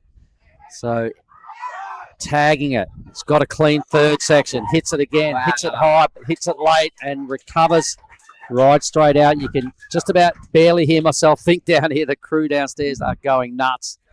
So everybody's so into this grand final.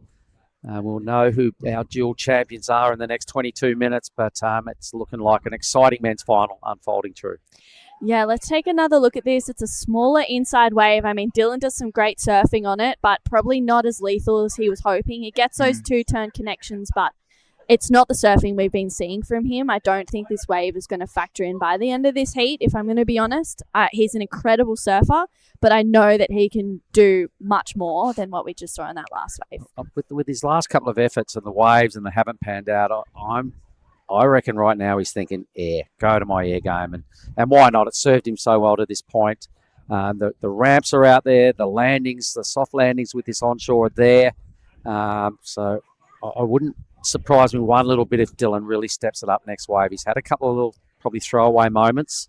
But there will be a good score to lock in for Lennox because that was a bigger, cleaner wave die.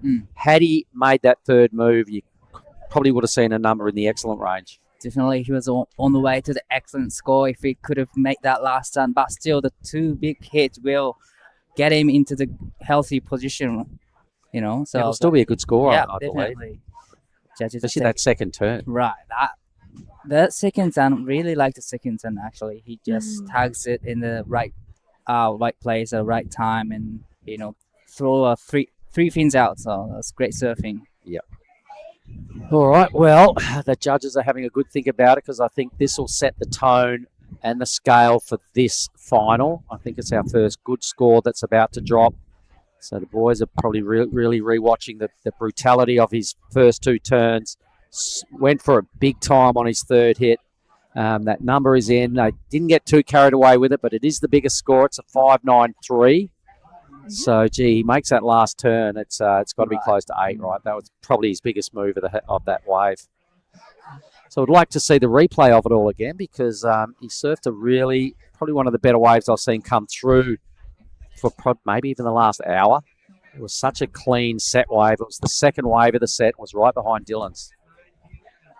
Yeah, 5.93 for two turns for Lennox. A good score. Holds that first priority now in the lead. His second wave is a 4.17, and you'd have to think he's ready to better that. He knows where he's sitting. 5.21 is what Dylan is looking for with second prio. He's making his way a little bit further in, trying to just get some space away from Lennox. And what an incredible final this has been already. With 20 minutes to go, we still have a fair bit of time, a fair bit of surfing and waves to be caught as well.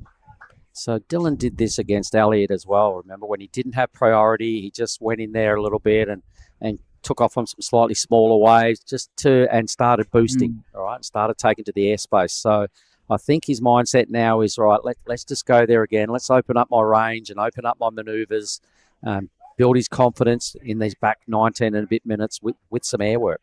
Well, he has nothing to lose. Neither of these surfers do, you know. They can go to the air or just go absolutely crazy in this final and see what comes of it. Lennox from the south coast of New South Wales at Barrack Point area, and this is the first exchange. The best two waves of Dylan. This is a 4.67 to start off with. Wow. Great opening carve die. And it gets the second turn in. That's a nice connection between turns. They get the third turn over the white wall, but comes unstuck, unfortunately, but still. 4.67 was a great way to start this heat, and this is Dylan's last wave, 4.90.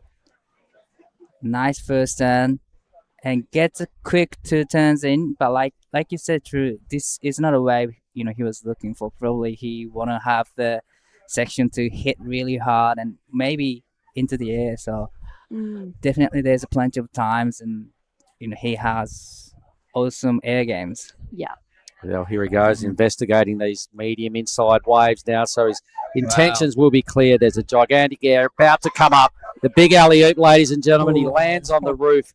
Cannot ride out. We all saw that. But this is the way he's thinking right now. When he's in that frame of mind, it's good for us because the viewing is going to be awesome. Yeah, for sure. unfortunately for Dylan, not getting the completion, that would have been pretty crazy. And both Dylan and Lennox are pretty good in the air as well. So, we maybe will see an air fest, who knows. But let's take a look at this one. It was pretty lofty. Wow, that was a big alley-oop. It pretty much, landed on the, surfboard, but couldn't quite stick to the landing. He made it through yesterday round of quarters. Yeah. But at the back. Good wave down for Blue. No, doesn't like it down the line. All right. So what I really liked about Dylan was the whole height and the effort of that alley-oop. He did everything correct. He landed with his feet on the board in perfect position, just couldn't ride down the face. So his confidence will still be high because it wasn't like he lost contact with his board and was just a throwaway. It was kind of a completion, but not riding out. So no numbers attached to this score realistically, but at least he's thinking the right way, I reckon. Right, especially in a under priority situation, you kind of need to go big. It doesn't matter if you fall, just need to go big and try to get in the rhythm with the ocean. And Dylan, he can do big airs, and he did that yesterday, and he ride out of it. So yeah, he'll be continuing doing that through the game. So. Well, his biggest waves of the whole, his biggest numbers of the whole Nias Pro have come off his air game yesterday. He's 9, he's 8.5. His throwaway 8 was a tube ride, but so he's probably just got to reassess and go, okay, 16 minutes. I've got to win a grand final. What do I need to do? Air game is undeniably, spectacular. So I reckon why not keep rolling the dice? It'll stick sooner or later. So you'll land something big.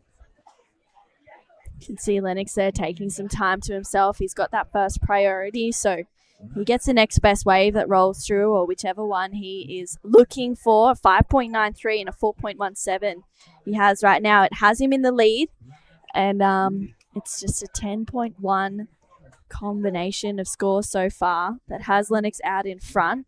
But that 5.93, if he hadn't made that third turn, we probably would have been seeing some bigger numbers, I think, die. Definitely. And I think we'll see it start to grow throughout the rest of this heat. Lennox has such a great rail work, so probably he will be sticking to the turns, and I think Dylan will be trying to do, a lot of airs, so different approach from two of the surfers. It's just so entertainment to watch, but looks like motion out there. Yeah, so Lennox paddles over this. He's probably they both drifted in a little bit and out of position. Happens when you sort of sit around for extended moments. The lineup is non-stop moving. The currents coming into this bay, they don't give up, so they just kind of drifted off perhaps the ideal takeoff position. 15. I hope you're being entertained at home, everybody. I'm still certain the best is yet to come.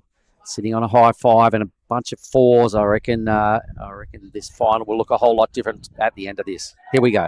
Yep, Dylan up and into this one. You know what we're looking for. Drops down.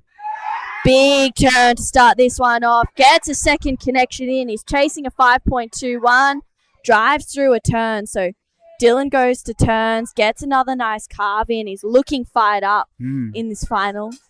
And gaining some speed. Is really smooth off the bottom. So 5.21. He needs to go up into second. What are your thoughts, Di? It's going to be close.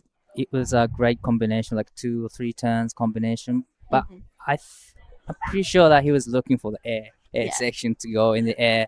But that was great, solid turns. It's gonna be close. I still think I think he'll get it. I like the rapid fireness between those moves. His body language. He just had the perfect read on every section. He fitted them in because he was so into it, and you could just see in his body language and just how quick he powered between the moves that he was super well balanced. He had the sections, and he really stepped it up a little bit more on this wave. So I think it's his best score. I think a 5.21. I think it could be every bit of that. So the judges are probably just deciding whether they want to give that the nod over the power mongering of Lennox's bigger wave. But it still looked really good. He's in the zone right now. Yeah, smooth surfing from Dylan. He's put together some pretty incredible heats up until this moment. Lennox Smith as well. He had a great quarterfinal with one of his mates, Ben Lorenzen, yesterday. nursing a meniscus injury, but he's still looking as powerful and as ready for a QS win as ever. Last of Dylan Wilcoxon, it's a 5.33, just gets the score, moves up into first. So Lennox holding first priority. He's looking for a 4.31 to go to first. This is really, really close between both him and Dylan right now. 0.13. So the judges appreciating just that extra bit of body talk and rapid fire surfing. Here's the replay again, everybody. So just watch how everything clicked for him here. There was no downtime. Took his time with his first turn, and then from there, look how quick he went into that second turn. All right, and then ripped straight into a big third turn here as well. Nice slash out there. At least it was off the top of the top half of the wave. A little wrap around. Forget about the fact that he fell there. He's got the number. He's in the lead. His fans down there in the athlete area are just losing it, but it just about couldn't be much closer than what it is right now. Super close seat in between two of the surfers. So now Lennox is waiting for the right ones and trying to get rid of the 4.17, but definitely he will be doing that in the next wave. But there's an air coming up here for sure. Right. True. Yeah, Dylan is flying down the line. This one just doesn't really offer it. He gets a little bit caught behind. So he will regroup and get back out there. You could hear the cheers from everyone trying to hype it up, but that wave not cooperating for Dylan. No. He's just catching a few under the priority of Lennox right now. And I love that he's trying to gain some momentum, and Lennox is holding firm, having a good look at this one. Lennox Smith up and riding, needs a 4.3 to go to first. Nice first turn connection, doesn't like the rest of it, so he gets out of there. Back in front of Lennox Smith, Dylan Wilcoxon, and he's might just regain that first priority. Really smart move from Lennox Smith. You know, he trying to get first turn in, just investigating all the waves, and he thought that wave is not going to offer him a much more, so he decided to kick out. But all right, this is Lennox's corner. All the boys down here under the big filming tower, trying to find any bit of shade possible. Let me see, what is it? It's 11:20 down here. Elliot's just trying to delete the drone. So there they all are. We're hearing lots of hooting and hollering from that corner, and their whole athlete zone is full of Dylan's clan. Mm-hmm. So, geez, they've got a big posse each, haven't they? Yeah, and what an incredible support team for each surfer in this heat. I mean, you can hear the cheers, you can hear how loud they are. And right now, it's Dylan Wilcoxon out in front. 10 minutes to go in this final. Lennox chasing a 4.31, holding first priority. Once again, he's waiting for one of those bigger waves. It seems like those last few waves he's had, it seems like he's looking for a particular type of wave to come through. Like he knows what to get for him to get those requirements. Probably he's not looking for the requirement now. Probably looking to get mid 6 or 7 or 8, and he knows what kind of wave he wants. Yeah, he does, and he's not gonna stay on a wave if he doesn't think it's gonna be the score. And I think he's looking for more of a 6 as opposed to a 4.3. A few celebrations down there before the final is finished from the Dylan Wilcoxon crew. Still 9.5 minutes to go. There's plenty of time. It's not over until that hooter goes. You just never know what's going to happen. I reckon Dylan's got a slightly different mindset right now than Lennox. I reckon he just wants to boost, so he's pretty sitting in a little bit more again, which was his tactic previously when he was up against Elliot in that semi-final. I think he's squarely wants to show his air game. You can see him now. He's looking pretty relaxed. He just got the lead by such a small margin, just 0.13. So they're both just having a little moment here to reset and gather their thoughts and go, right, it's come down to 8 minutes. We've surfed, 27 minutes, and it's still just about a draw. But definitely Dylan's looking for the air section, to get rid of the 4.90 to put a lot of pressures onto Lennox Smith. So it's going to be an interesting 8 minutes. And so I still reckon in this final, I think Lennox has caught the best wave. Right. That first one. If he had capitalised on that big third slash, these score lines would be a fair bit different. Right. He'd have a clear advantage, I reckon. Would have been making a huge difference, in the leaderboard. But, that's a sign that there's going to be a lot of opportunities for them to score, good scores. So, can't wait to see that set coming. All right. Well, we've had 6 long days, you two. So starting with you, Di, your best moments of the Nias Pro this year?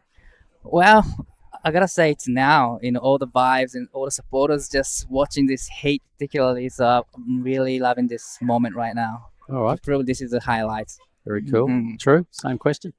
Lucy winning. There you go. Okay, nice. That for me was a highlight moment. Day 4, highlight day, highlight moment, Lucy winning. That was, and you know what? That whole final, Charlie coming in second was pretty incredible too. But just so happy for Lucy to take that win. It's going to be a big moment in her career, maybe a turning point. Who knows? At such a young age as well. Yeah. What about you, Mark? Oh, okay. I'm going to go with just the performance of Dylan. Watching him surf over the last 2 or 3 years, watching him get better every time he comes to a fresh event with the rash vest on. For his story to be here, and regardless of a win or a first or a second here, I still think, for me, the feel-good story is Dylan being in this grand final and right now in the lead. So Ben Lorenzen's tube was still the highest number, but the moments that have come out of this event, and then Kia Hua as well, and Charlie Haitley to at 16 to achieve what these crew have done. It's testament to the depth of the surfing that comes with this Asian region, with the dual sanctioned. It's gnarly. There's so many epic names that were in the draw 6 days ago, and we're down to this. It's 6 minutes, and it's just about a draw in the grand final. It's just brimming with talent, this whole pool. Yeah, it's been an incredible week of surfing. Dylan up and into this one. You can hear the cheers. He's seeing something. Goes to the air. Gets a rotation to complete it. And a second turn in for Dylan Wilcoxon. Well surfed wave. Finding a carve as well. You can hear the cheers. Needs to better a 4.9. Let's see what happens.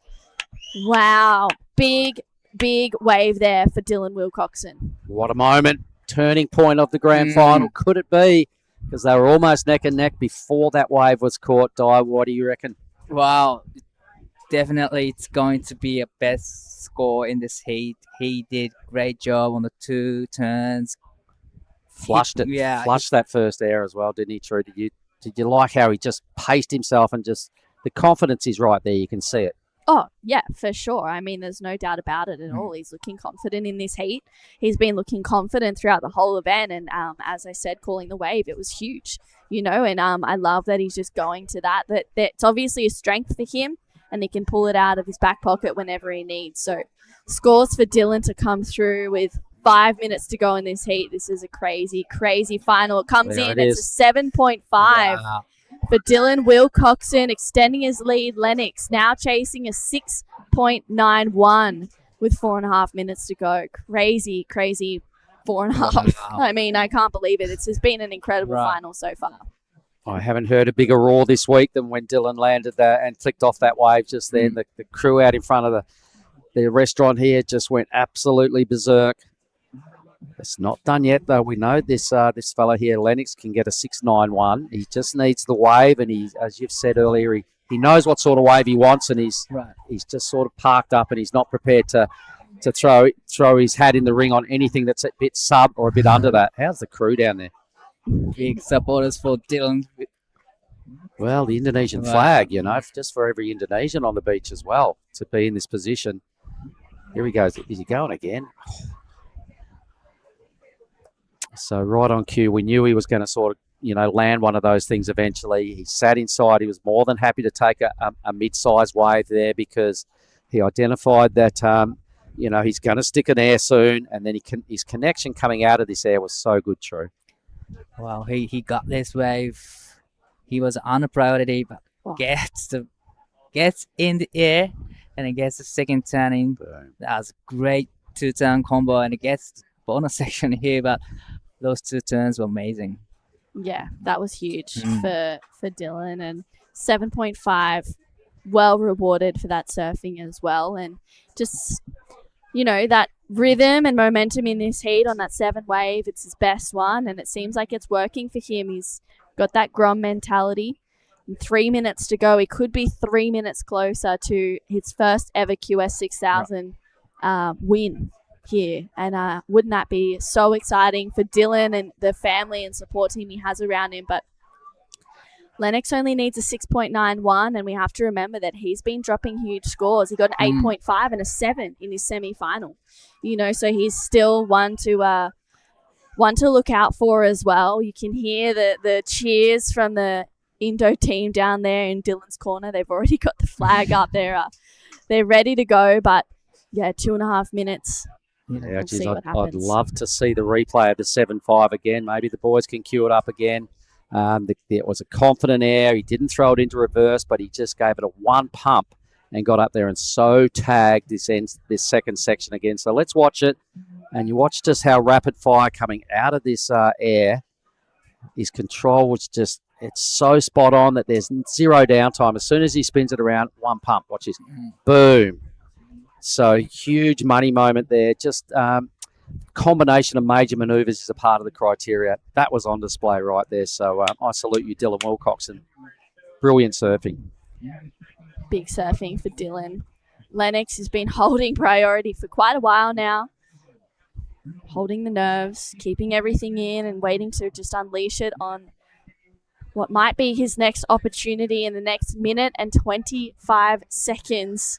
Will there be another wave die? This is a really, really close finish. 691 is not a big score for Lennox Smith. Just like you said, he just needs to get on those right ones on the set, and definitely he is capable of getting those 691. But just minutes to go in this heat. Time's ticking for Lennox Smith. Ooh, exactly a minute. Lennox is investigating here. Does he commit? I think he does. Here we go, True. Yep, Lennox Smith up and riding, chasing a 6.91. Good first turn.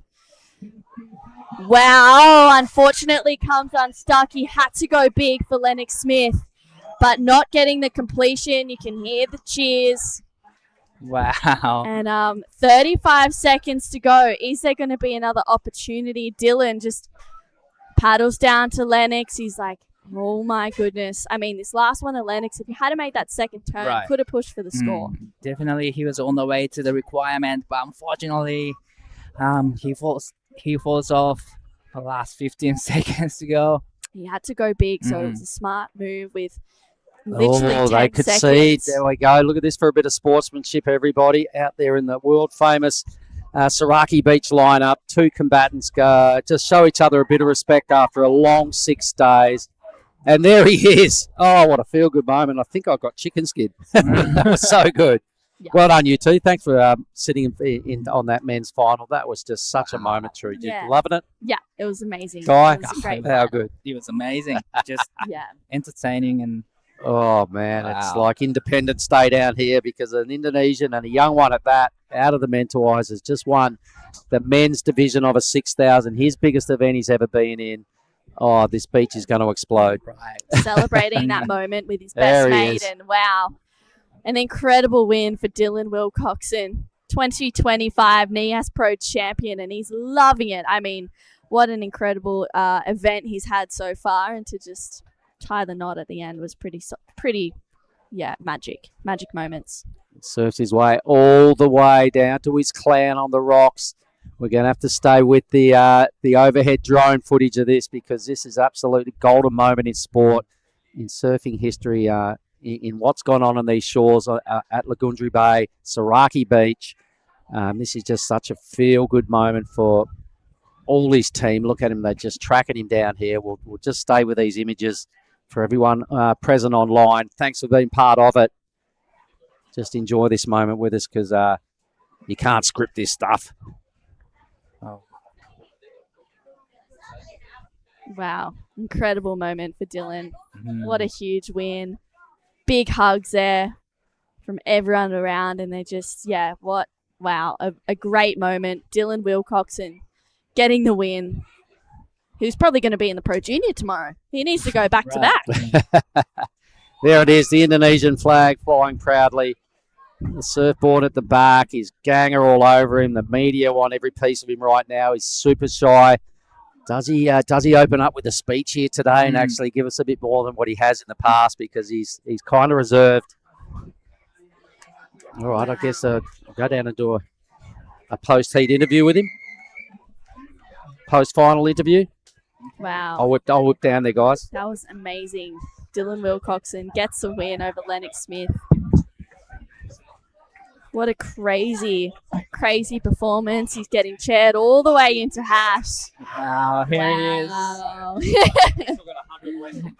You can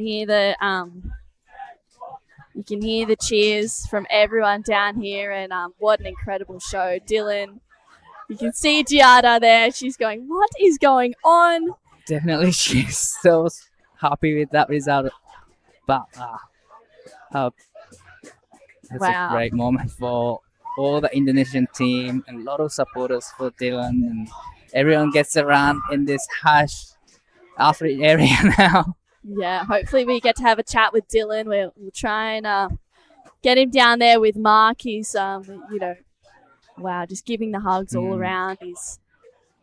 What an incredible performance. I mean, what an amazing final between him and Lennox Smith. Definitely. A huge congratulations to Lennox as well. He was just able to put together a great show, getting an injury yesterday and still performing at his best. Wow.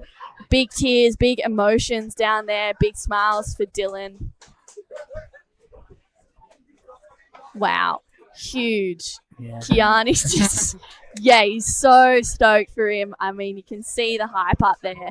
Rafa Castro as well.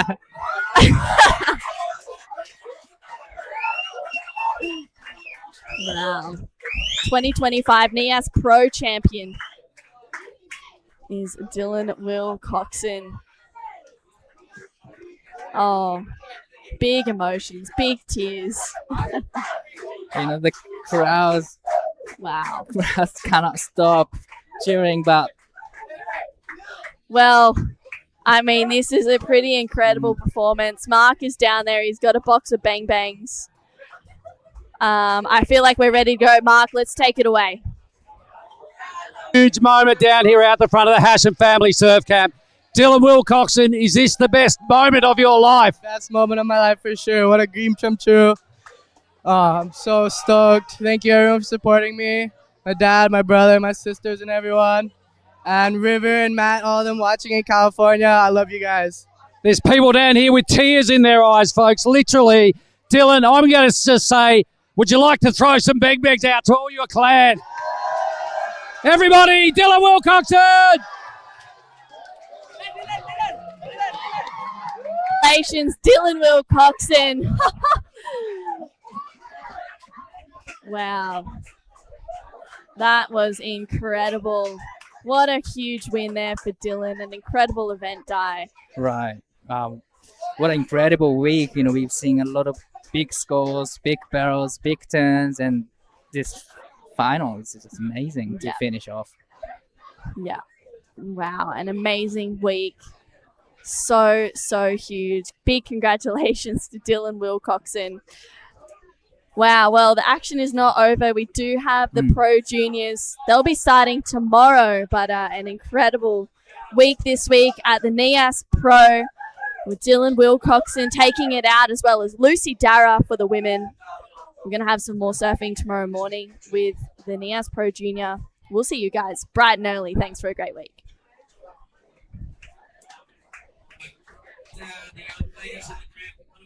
Lucy and Charlie, we're going to do a presentation.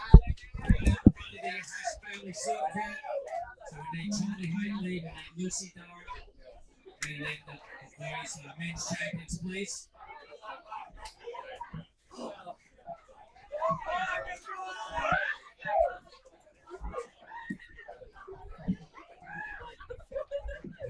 Okay, Charlie and Lucy, if you could come down here, please. We want to do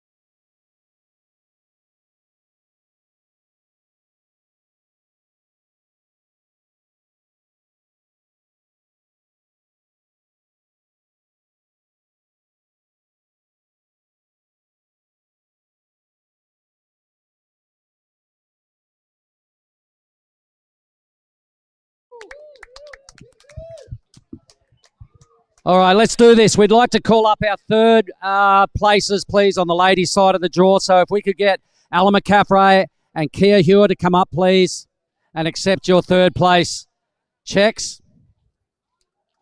Thanks, ladies. Well done, you. Well done, Ella.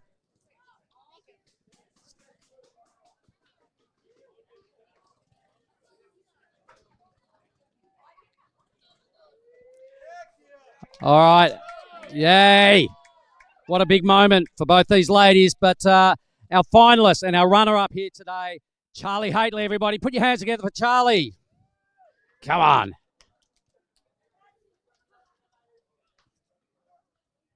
And the winner on the women's side of the draw, she's 15 years of age. Can you believe it? Her name is Lucy Dara. Everybody put your hands together for Lucy.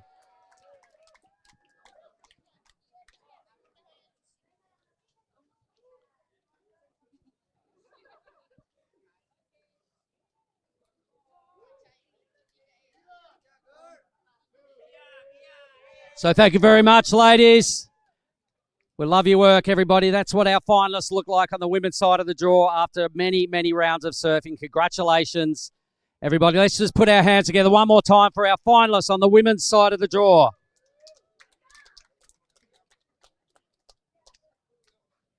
Thanks, girls. That was so good. Well done, Lucy. Oh, Lucy, would you like to come and have another word and just tell us what you're feeling right now? Lucy, I asked Dylan this question. I'll ask you, is this the best moment of your life right now? It actually is. I can't believe it. I'm so stoked. How special was that moment in the channel with your dad when you won and he was right there?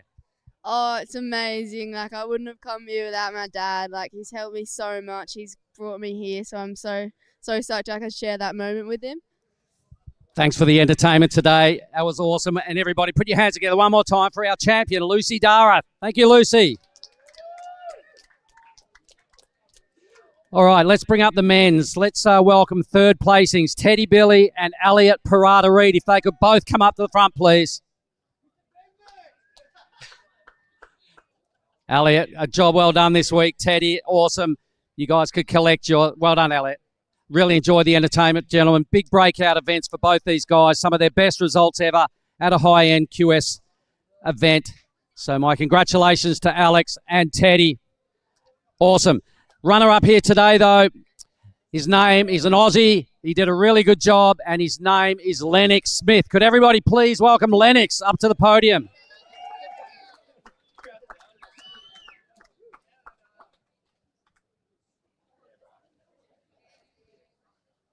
Nice work. Well done, Lennox, all week. It's been a big week. 6 days. 6 days to get to this point, everybody. Dylan Wilcoxon. Down that in. Oh, well done, brother. All right, let's make it official. There it is. That's what let's turn it up the right way. Everybody, put your hands together for Dylan and the finalists.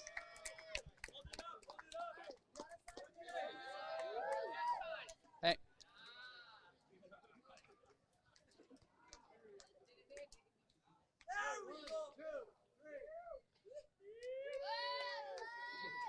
All right.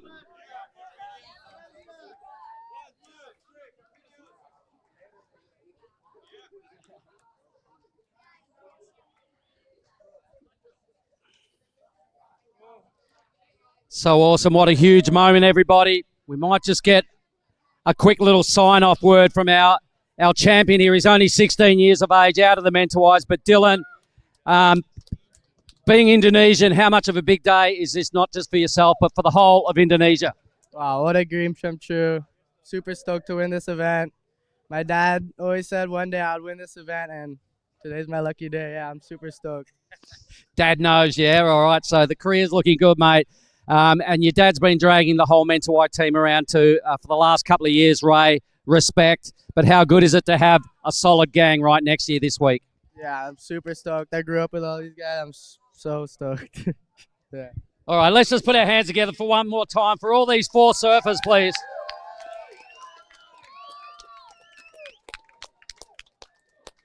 Thank you, everybody. There will be an closing ceremony later today up there under the big tent. Thanks, everybody. We'll see you at the closing ceremony.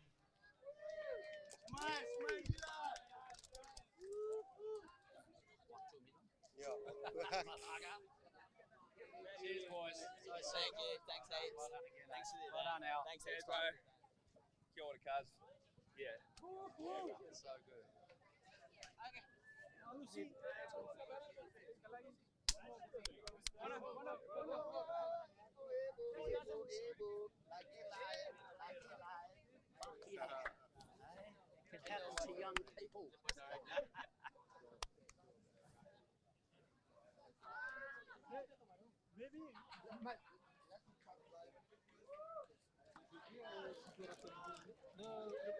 Loved what you did this week. Thank you. Good on you. Thanks for the great event. Sorry. Thank you.